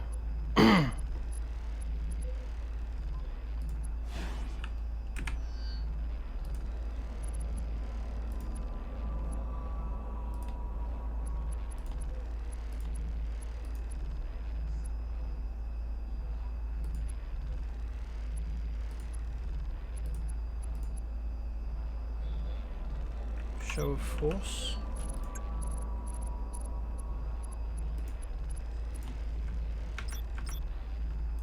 Yeah. Destroy force field generators. Okay, I can do that.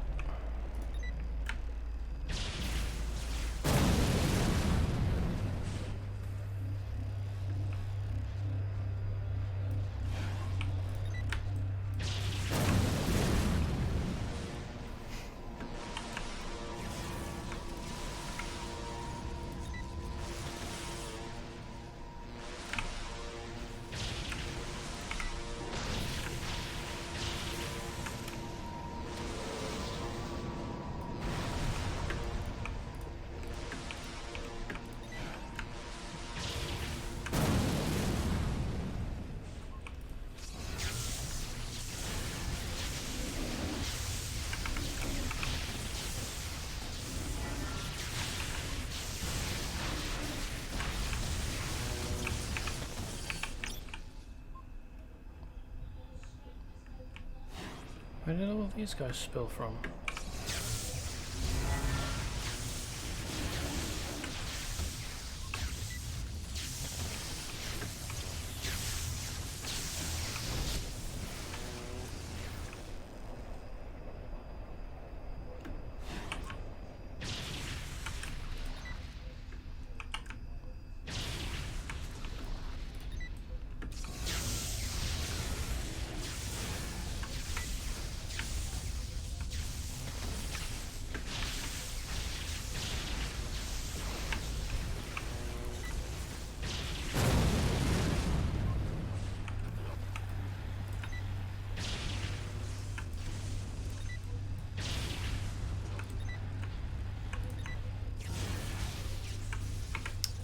Cut out, will you?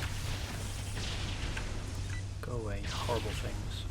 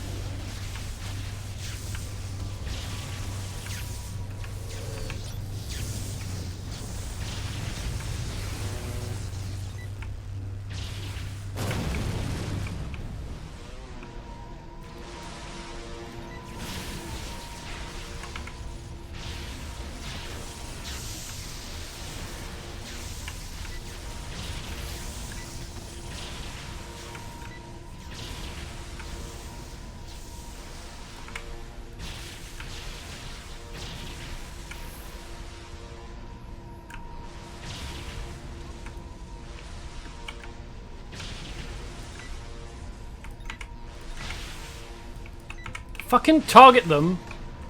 And... oh, Christ!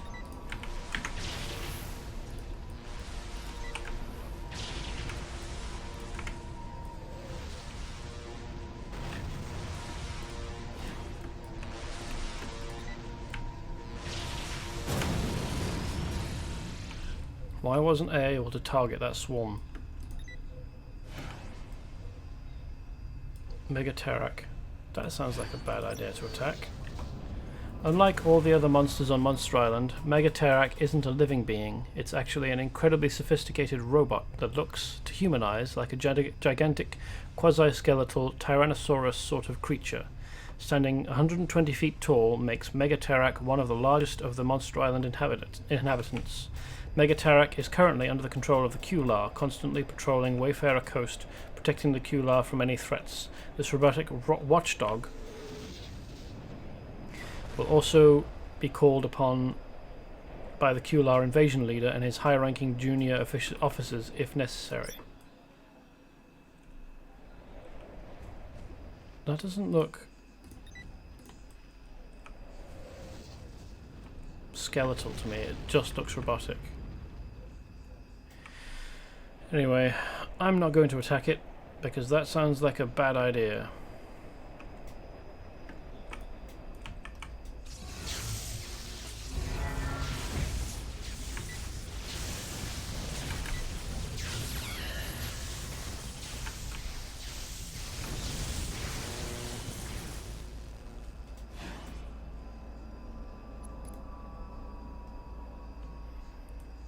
collect spare parts.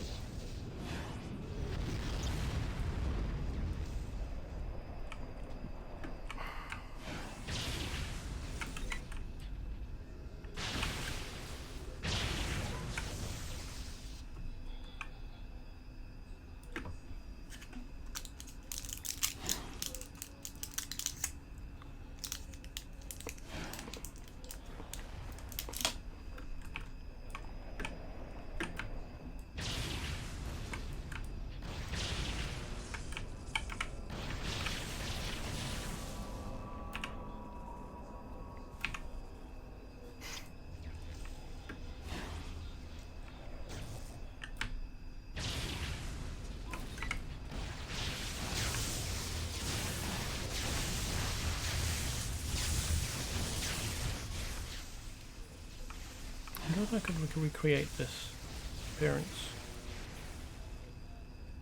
I'd need to get the cone, or not, the crest thing from somewhere. But I think I could manage the rest of it.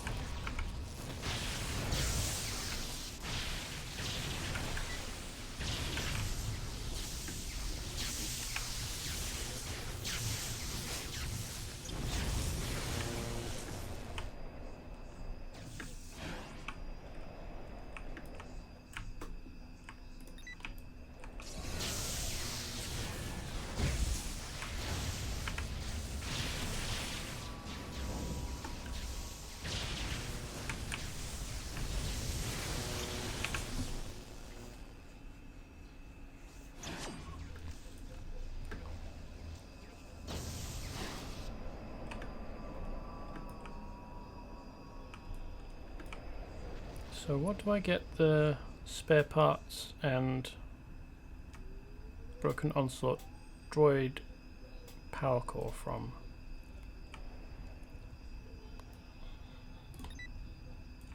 Ah, here's a broken onslaught battle droid.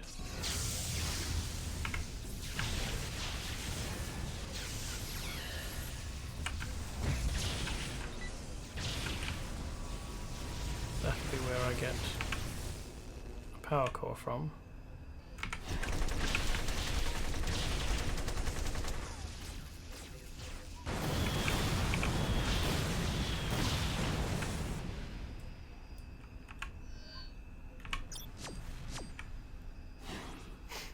Oh, that was all I needed.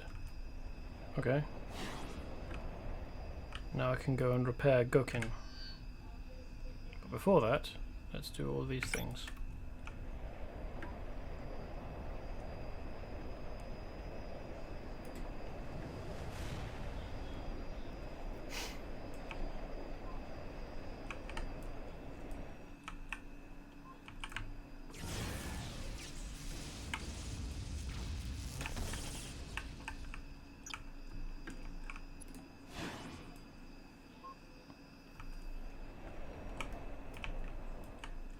Hello, springing from the earth. That's annoying.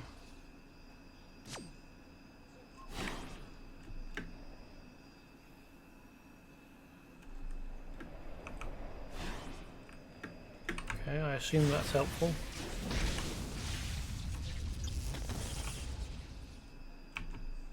Here's another one of those things.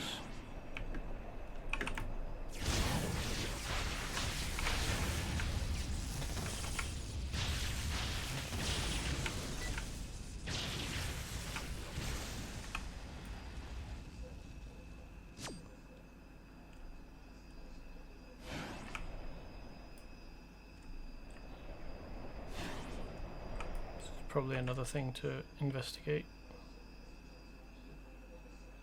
Oh, that's a mysticism object. Okay, let's retrieve the technology. Whoops.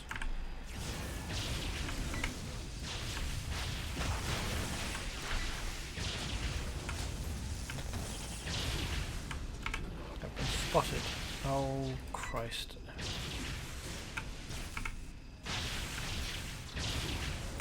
Go away.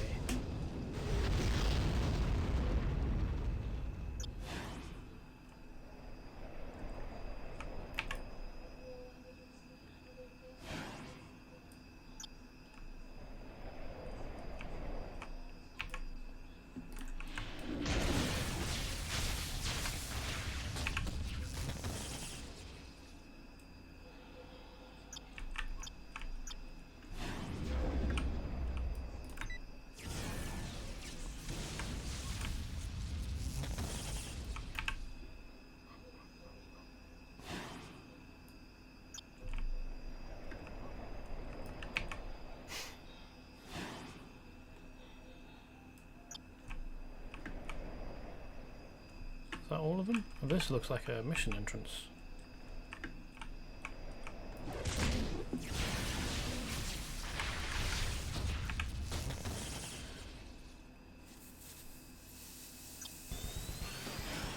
Hey, managed to do that. Okay, good. I think we needed to... We've already done that one. This looks like an object we're supposed to interact with in some fashion.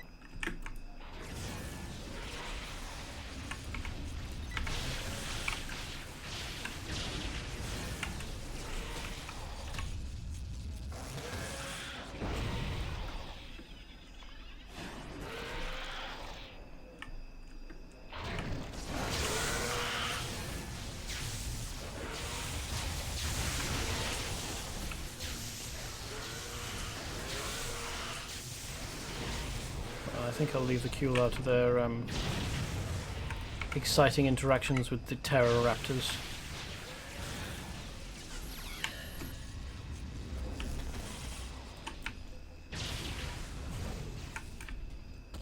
Couldn't happen to nicer guys.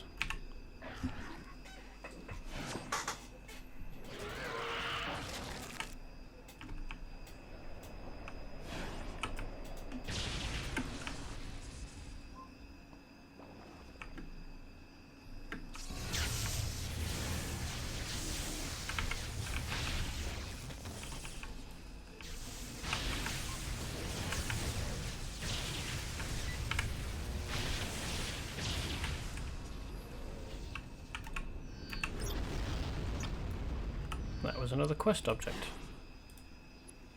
This DNA looks peculiar. Perhaps Dr. Toru could examine it and provide further information. How can my character possibly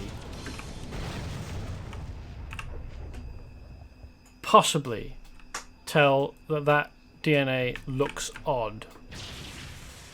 She doesn't have microscopic vision. She's an electrical superhero. Maybe she's got electron microscope vision, because that's a term that is tangentially related.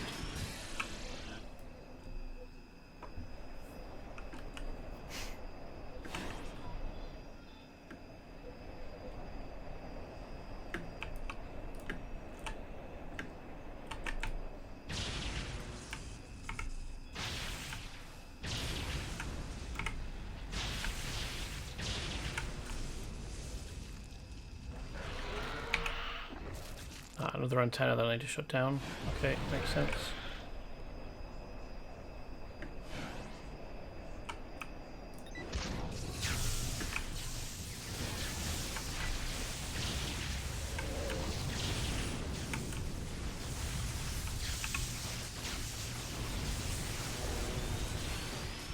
Ah, jolly good. Only a few of those I need to do. So this is the Qularr Zoo stuff, isn't it? Ha! Struck by a meteor.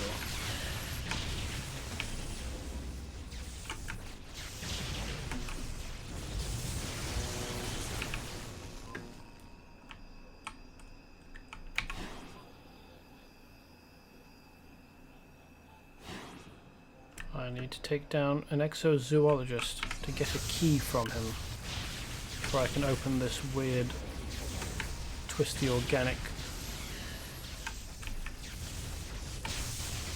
cage thingamy.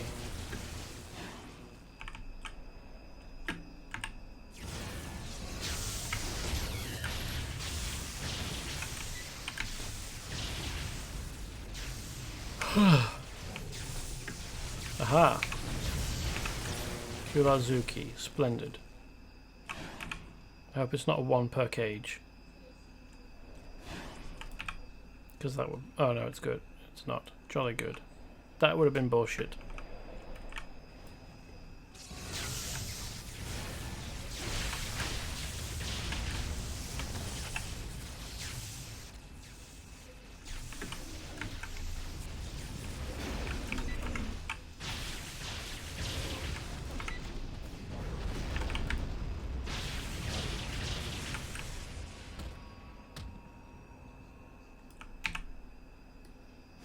That's a Pteroraptor, but is friendly because we freed it.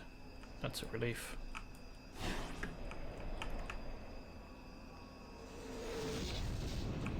That's a Lemurian. If we meet again, we will be foes. Well, fair enough.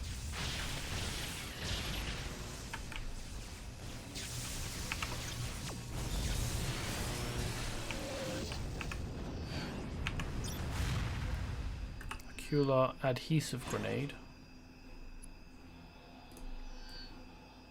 No thanks, I'm good. Well, I've got a lot of stuff to get rid of, haven't I?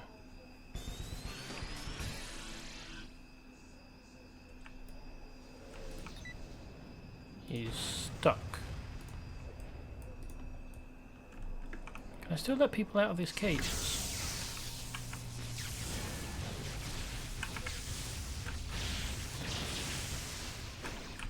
Oof.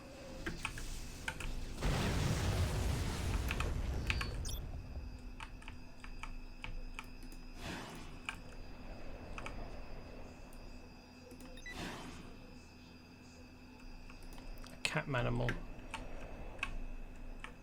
No, I can't let anyone else out. That's a shame. Oh well, it's a Viper soldier. I don't care about him.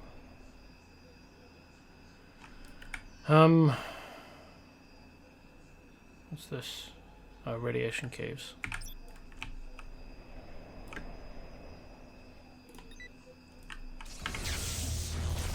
I've got a mission to release Dr. Kendricks, so why isn't it showing up? Oh, right, there it is.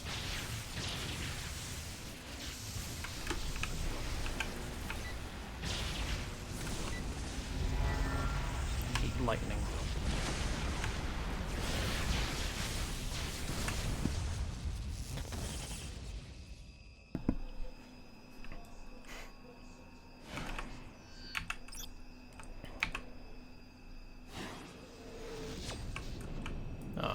Now we will have... It's good to see a human face. I've been on Monster Island too long. Now we will have an escort mission. Did Bureau 17 send you? Oh, it doesn't matter. I'm just glad to see another person. The Qularr denied me food, hoping I would reveal Bureau 17's secrets to them. I'm not sure I can make it out of here alone. I've seen Major Lark signal from the bridge top. Can you escort me to him? I'm not sure I can make it without your help. Yeah, that's fine. I mean, as long as you don't get stuck on the terrain, then I would leave you behind for being a fucking moron.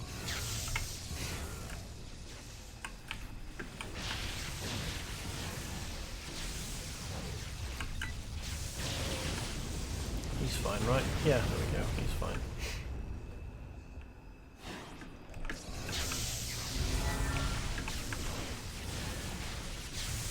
Getting thrown around by the force beam didn't do anything to him. He's just a bit bruised. He's fine.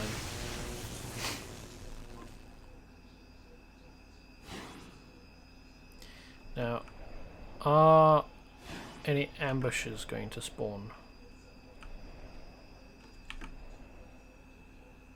That is the question. What route is he taking?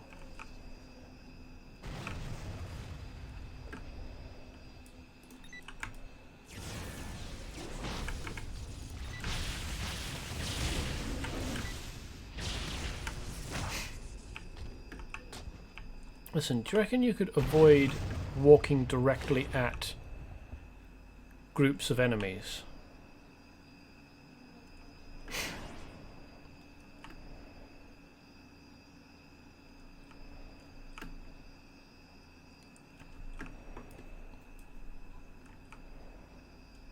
That'd be handy.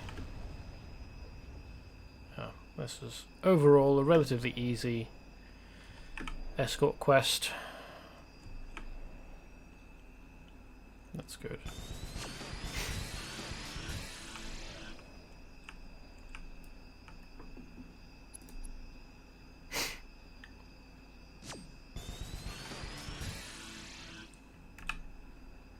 Whoa, this is just what I needed.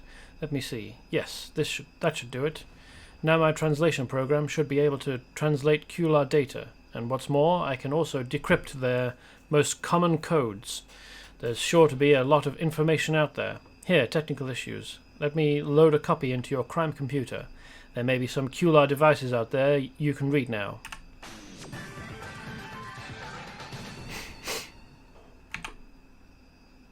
Nice work, technical issues. I think perhaps the Qularr have underestimated the resourcefulness and ingenuity of Earthlings. Wouldn't you agree?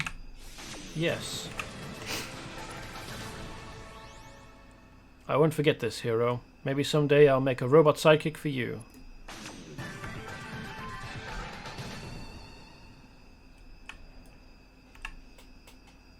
You know, I just bought a new dictionary, and next to the word heroism, there was a picture of you. Bravo, technical issues. Bravo. That's...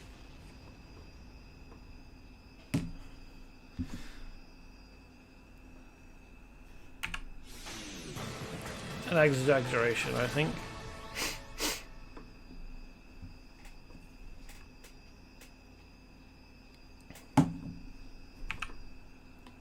Nice work, but this is just the first blow in a multi-strike offensive against the Qularr. Great work. That Qularr have ravaged their planets.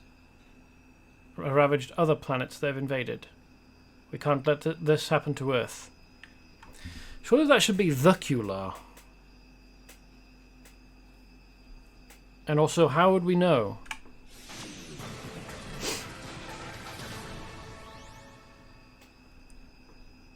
Invasion fleet scuttled. Seems like the Qularr learned a thing or two since their 1965 invasion. They're getting an entire fleet of attack ships ready to attack on the northwest coast. That's why we have to go on the offensive. The Qularr ships are living organisms. Inject a little of this serum into the umbilicals, feeding them, and they won't be flying anywhere for quite some time. The Qularr invasion will start any day now. On the coast to the northwest, there's an entire invasion fleet of flying saucers. But if we... None of the Qularr ships have been on a saucer-shaped design. They've all been like long, bug-shaped. Whatever. I mean, the Gadroon had a closer to a saucer-shaped ship, even though it was kind of more like a teardrop. It was very flat. But if we take out those Qularr mechanics, there will be nobody to ensure their ships are flight-worthy. Well, that makes sense.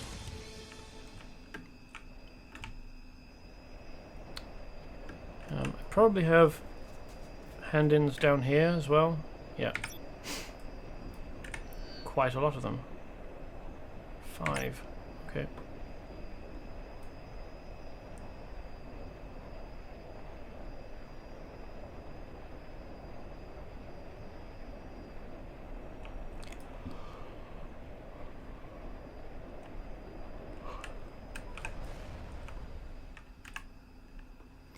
These are some interesting readings, all right. I think this is what I will write my next thesis about. Thanks again for getting to them for me. Whoa, this Qularr tech is neat. I bet I could build all sorts of crazy stuff with it, once I figure it out.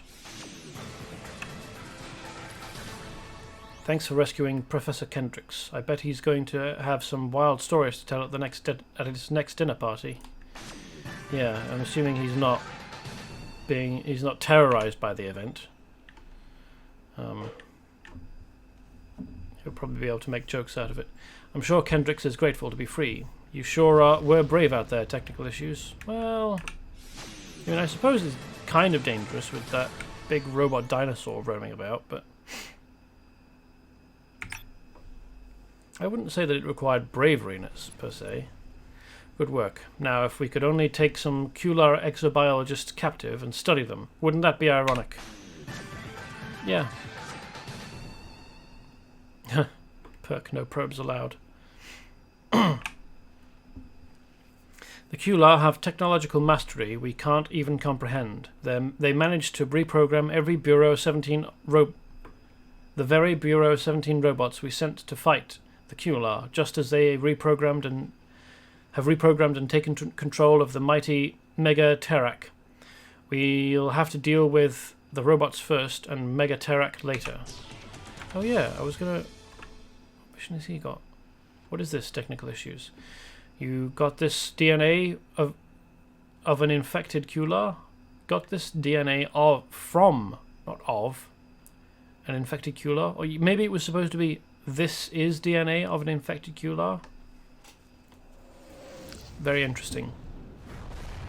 I can see that what's making these Qularr infected is germs from the common cold, originating right here on Earth. All the Qularr technology is biological, so I wonder what would happen if you put it in that mothership over there. Here, take this and see if it will disable the Qularr mothership. Yeah, that sounds like a good idea.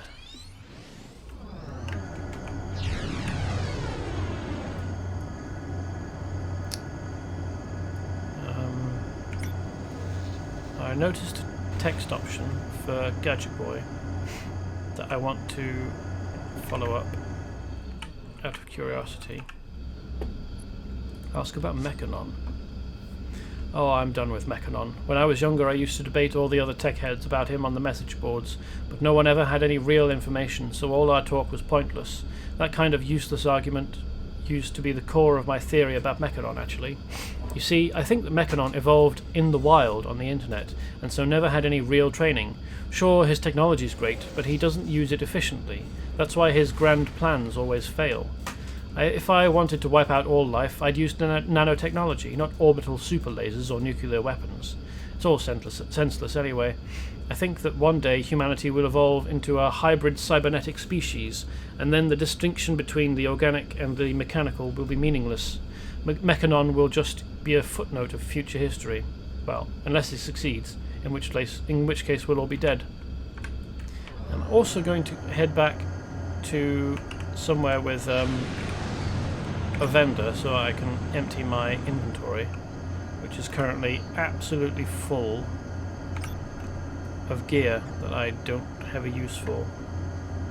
Well, other than turning into money.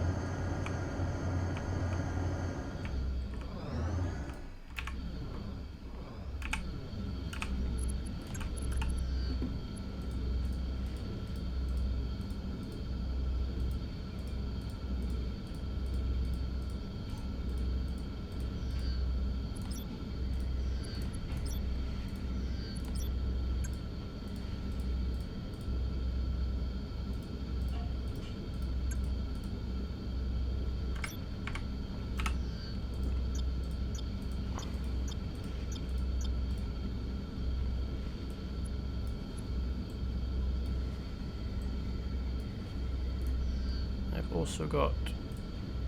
I can't open that yet. A bunch of gearboxes here, some of which... Okay, I can open these. Some of which I can't open yet because I'm not high enough level.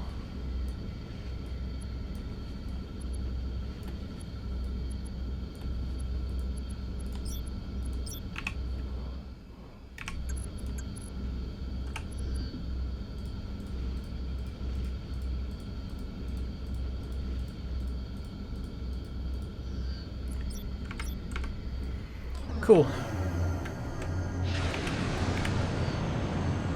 Let's go do the radiation cave thing.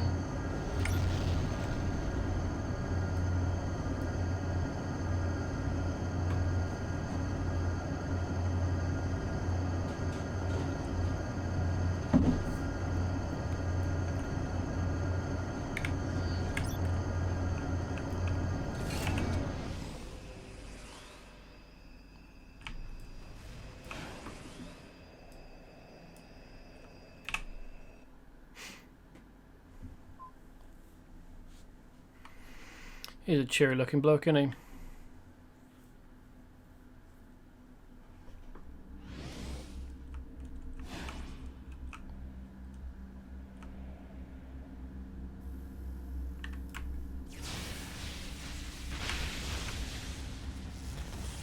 So this is very much a Qularr light source.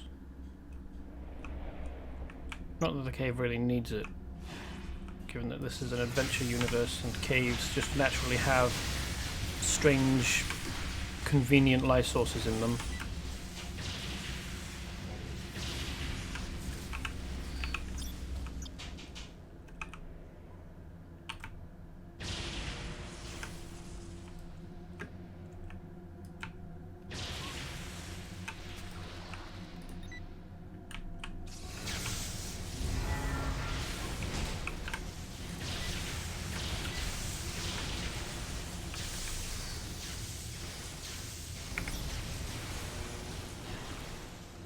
Be the robot I'm supposed to go and interact with.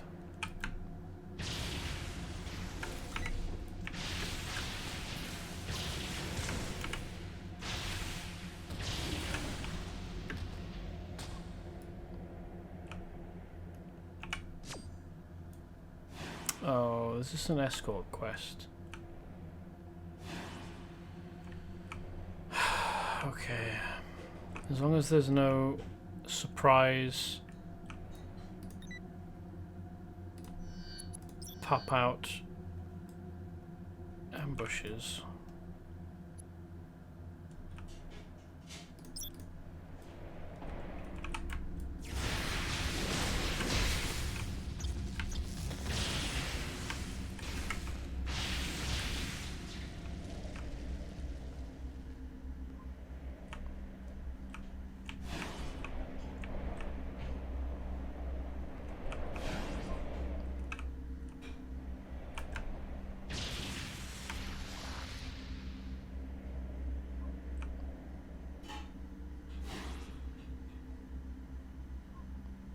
It's a heck of a barrel chest on him, isn't it?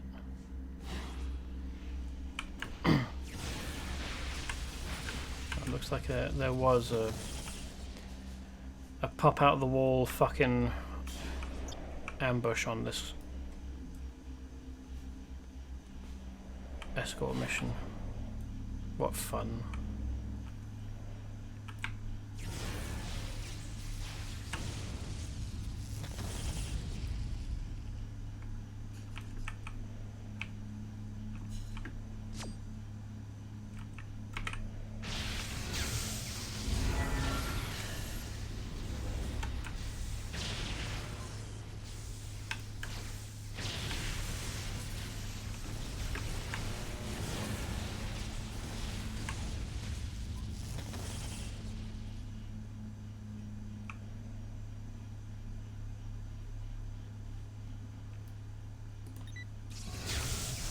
How is he transmitting data from inside here? We're fucking deep, deep underground.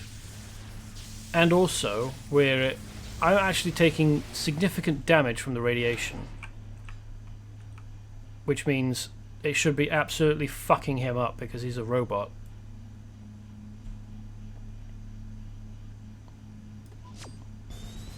Why would you self-destruct? How's that helpful? Ugh. Anyway.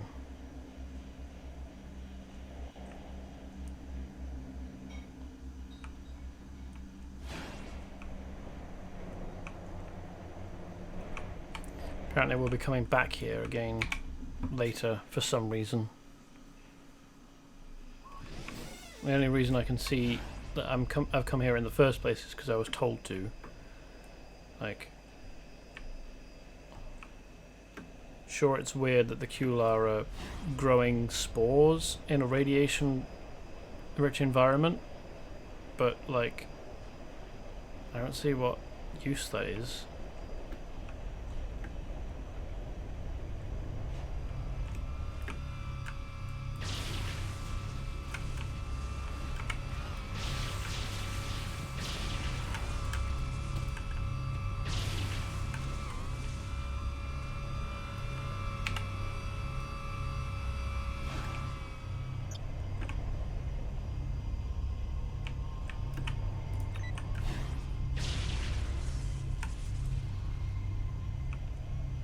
Why is everything shaking? Is the volcano erupting again?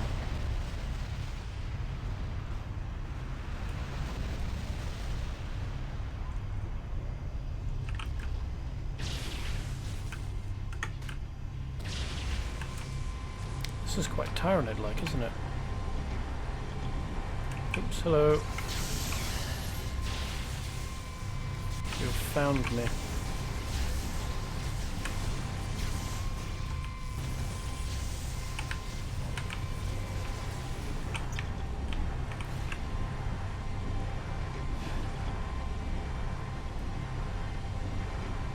Oh. What? I disabled the... What? Oh.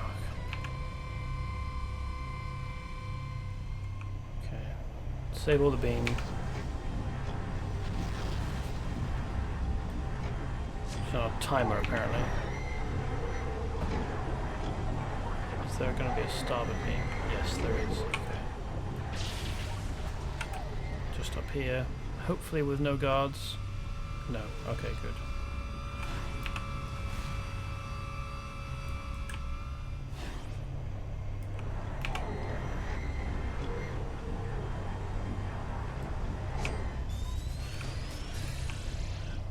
Yeah, so like this is the sort of standard shape of Qularr ships, and we saw the Qularr mothership during the invasion event that was the tutorial, which is now in the Hudson River and visible when you visit the right side. Well, it's visible from the right places in more or less anywhere in Millennium City, and you can see it probably closest from a section of the shore. You can't actually fly out to it or anything.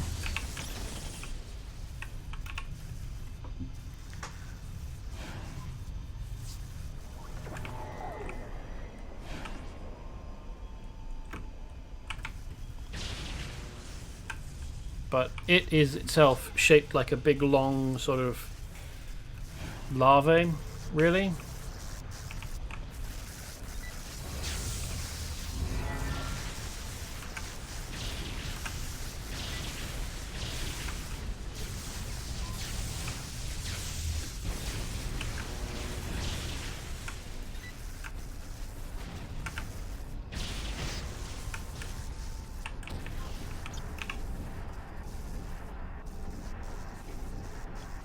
Or like a blocky ant that flies, I guess.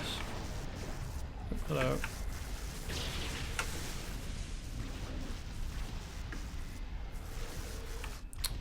What now? Ah.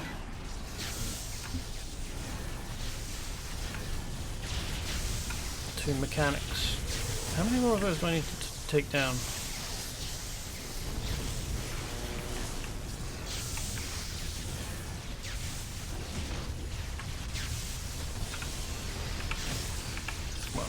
Seems to be enough.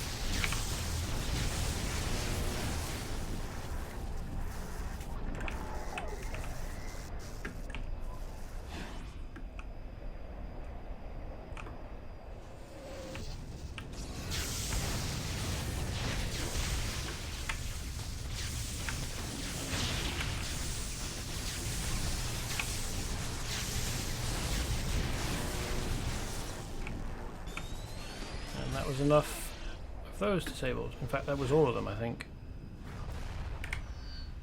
Finally, reprogrammed robots.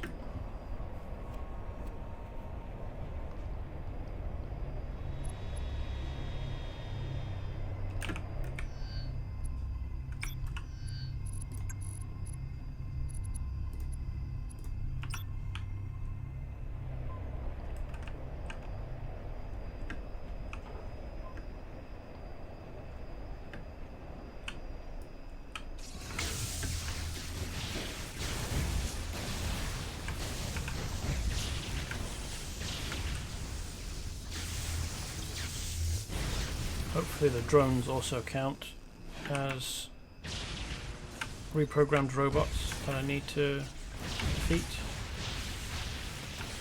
Looks like it.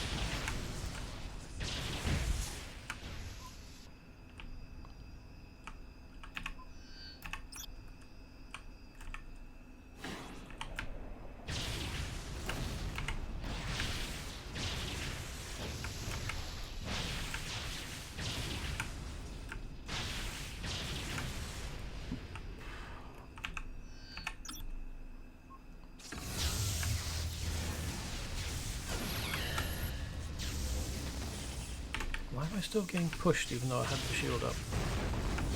Oh well.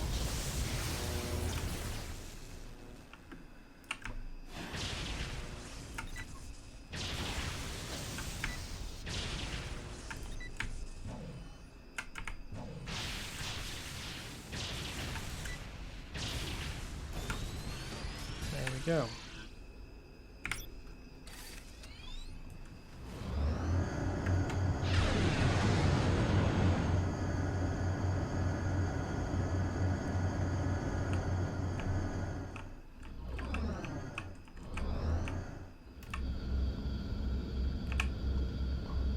Thank goodness you took that mothership down. Technical issues.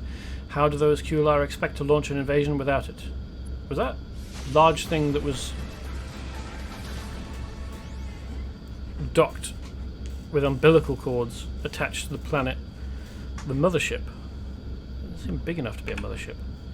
You're a handy hero to have around. If you feel like relocating to Japan, there will always be a place for you at Bureau 17. Thank you, but I probably will. If only because the game won't give me the option.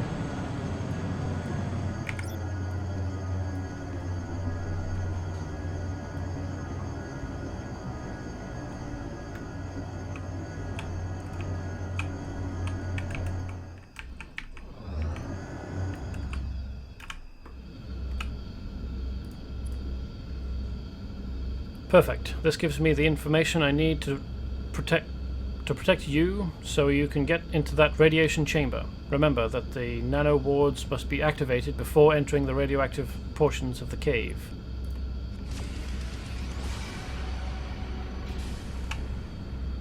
You need to stop those spore gardeners. We can shut down the spore radiations chambers. Okay, very nice grammar there. But as long as those gardeners are around, they can just grow a new batch. We need to nip this situation in the bud, so to speak. Please go take out the gardeners, and while you're at it, take the spores down too. I'll equip you with a radiological nanowarder serum that will keep you safe, at least for a while. And while you are immune to the effects, you can take out the radiated pylons that feed the spores. Just don't waste any time. Schematics of a monster. Megaterak is controlled by an advanced microchip.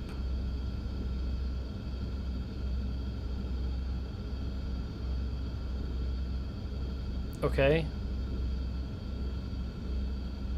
Surely the most impressive thing is the programming?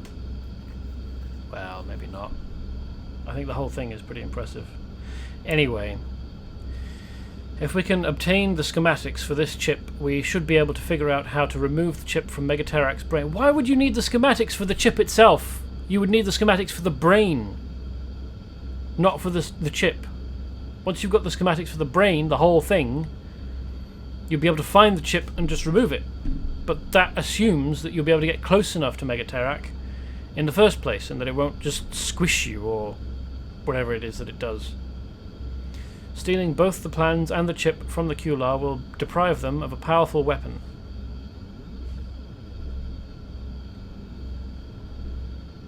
But if the chip is in Megaterak's brain, why would the Qularr have it, and how would we be taking it from the Qularr if it's in Megaterak?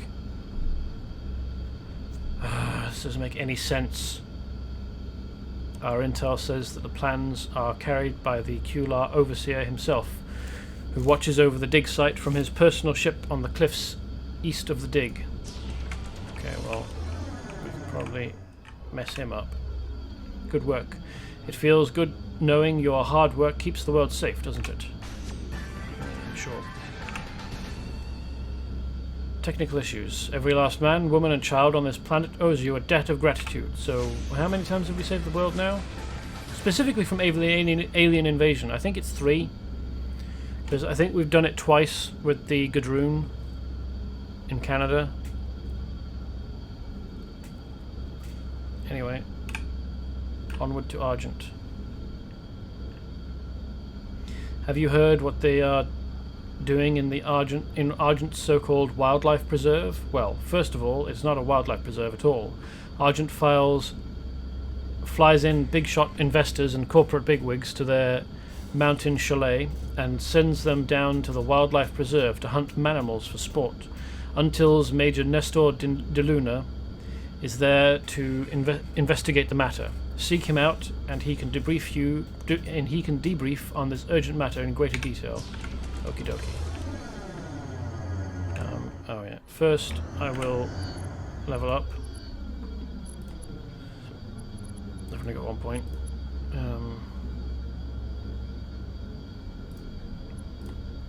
Yep. Okay. So we've got this guy in his ship, the Overseer. Which one's the Overseer? He's a bug keeper, so that's not who we're after. Invasion leader.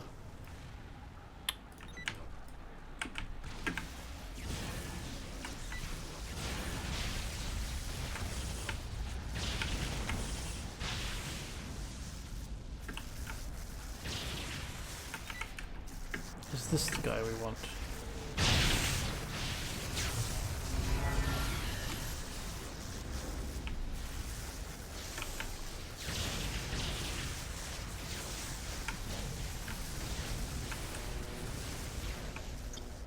Apparently not. Ah, there's the Overseer. Okay. Let's do him in.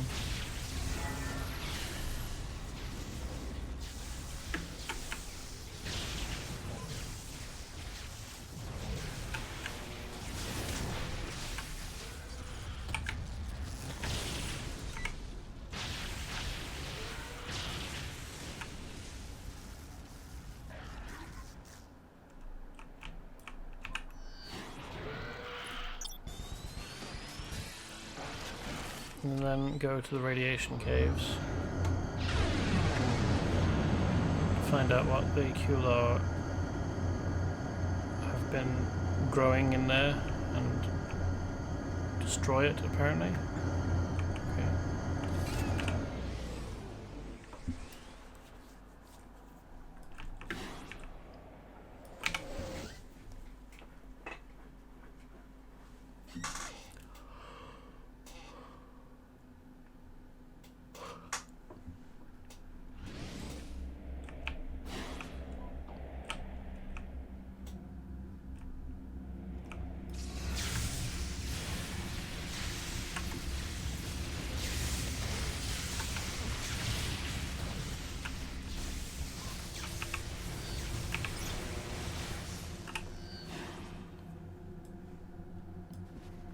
What does this do?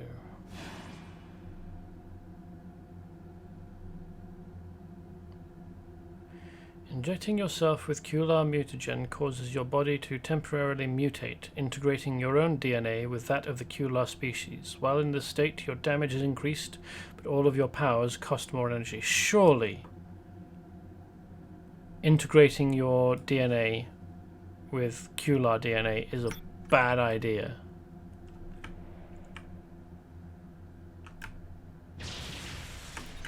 Sounds like a fucking terrible idea.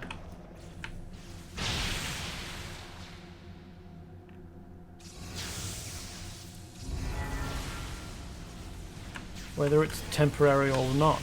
The fact that it's temporary suggests that it's unstable and exceedingly dangerous.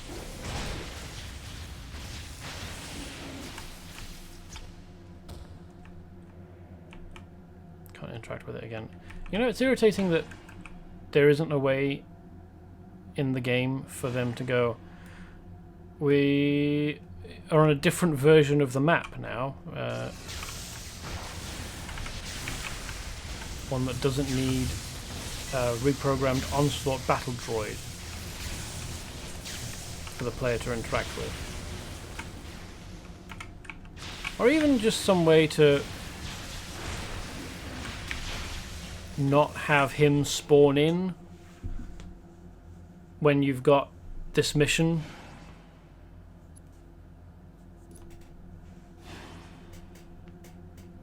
Because it would mean that you've already seen him self-destruct below.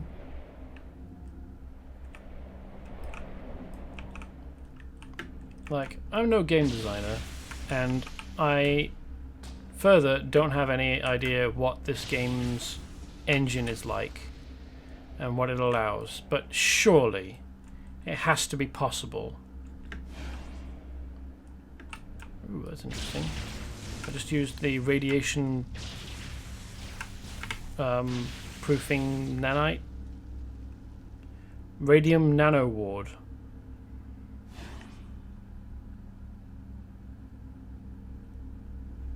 Which apparently feels all tingly.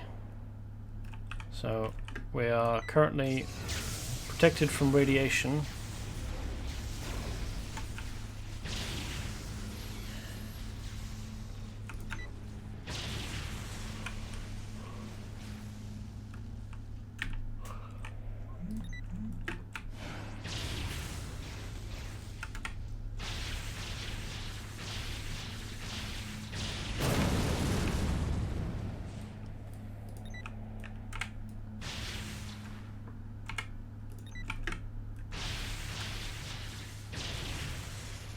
It's annoying that attacking this doesn't return energy. Like, it's got a lot of health, so taking it down requires a lot of damage, but it also doesn't return energy, so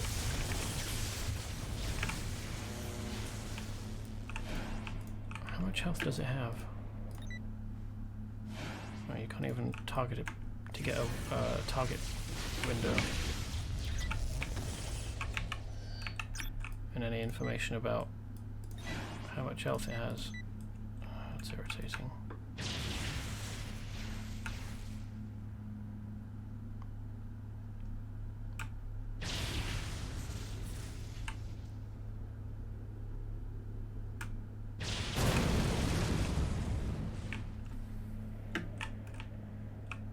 What's further in? Is there anything?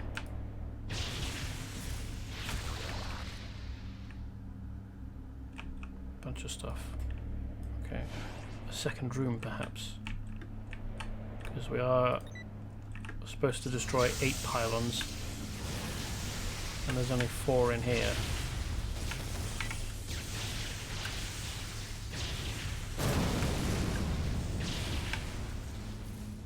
That was easier than the last ones.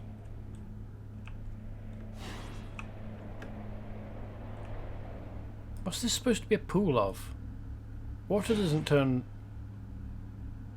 effervescent and luminous when it gets radioactive. I mean, strictly speaking, very few radioactive things glow like this. Radium does, hence its name, and radium was one of the first radioactive substances that were like used in commercial products.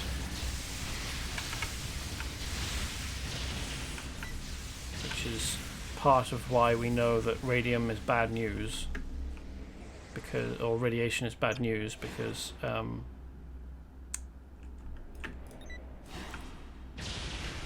was a whole bunch of women who were employed to paint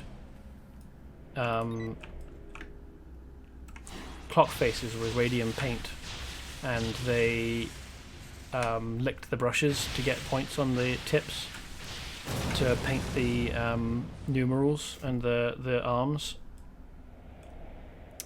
and they all died very quickly. In fact, not very many of them made it to the trial against the company who had employed them to use radium to do this, to use radium paint. Fucking target the bug, not the tower.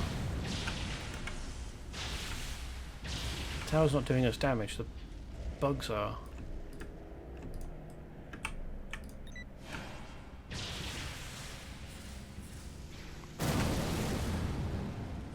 Okay, that's done. Now, the gardeners. And because of the lawsuit and the effect that the radiation had on these women, not to mention the other things that were happening, like Marie Curie dying of radiation poisoning after her experiments with radiation, fissile material and stuff. Like, it happened concurrently with a bunch of other things that showed that radiation was really bad news. But, like... And I suppose because of that event and the fact that it was radioactive paint that glowed in the dark, the idea that radioactive stuff glowed, or that glowing things and radioactivity were linked, or could be linked. I suppose that's where the idea came from and why it stuck in the public consciousness so much. But I mean, it's been about 100 years since that stuff happened, and you would think that by now the idea would have lost momentum, given that so few objects that are radioactive actually glow. Great work. We're not completely sure what those spores are for, but we know with absolute certainty that the Qularr need them for their invasion plans. I've got a theory or two, but the Qularr are very difficult to understand. Good work, but that was the easy part. Now we must get the microchip itself. Yeah, this sounds like a bad idea. I'm afraid it's come to this. If we want to stop the Qularr, we have to stop their ultimate weapon, Megaterrac. If they succeed in their goal to control other giant monsters, I assure you this entire island is doomed. Take the control chip from his brain so he cannot be reactivated. It would be a good idea to take some friends with you for this mission. Beware technical issues. Megaterrac is a handful and should be gone up against with a few of your friends. Yeah, I think what I'm actually going to do is leave that until I'm level 40, probably. So, I think I'm going to leave rhinoplasty as well, and just move on to doing the Argent stuff. So, hide. Oh no, that's the one I want to be doing, isn't it? Hide and hide.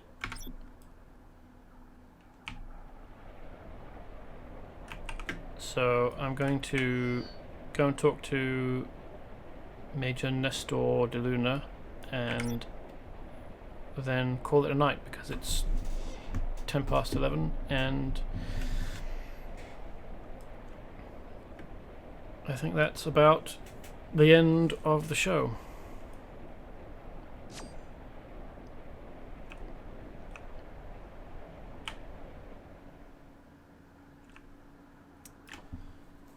So there's a bunch of stuff in the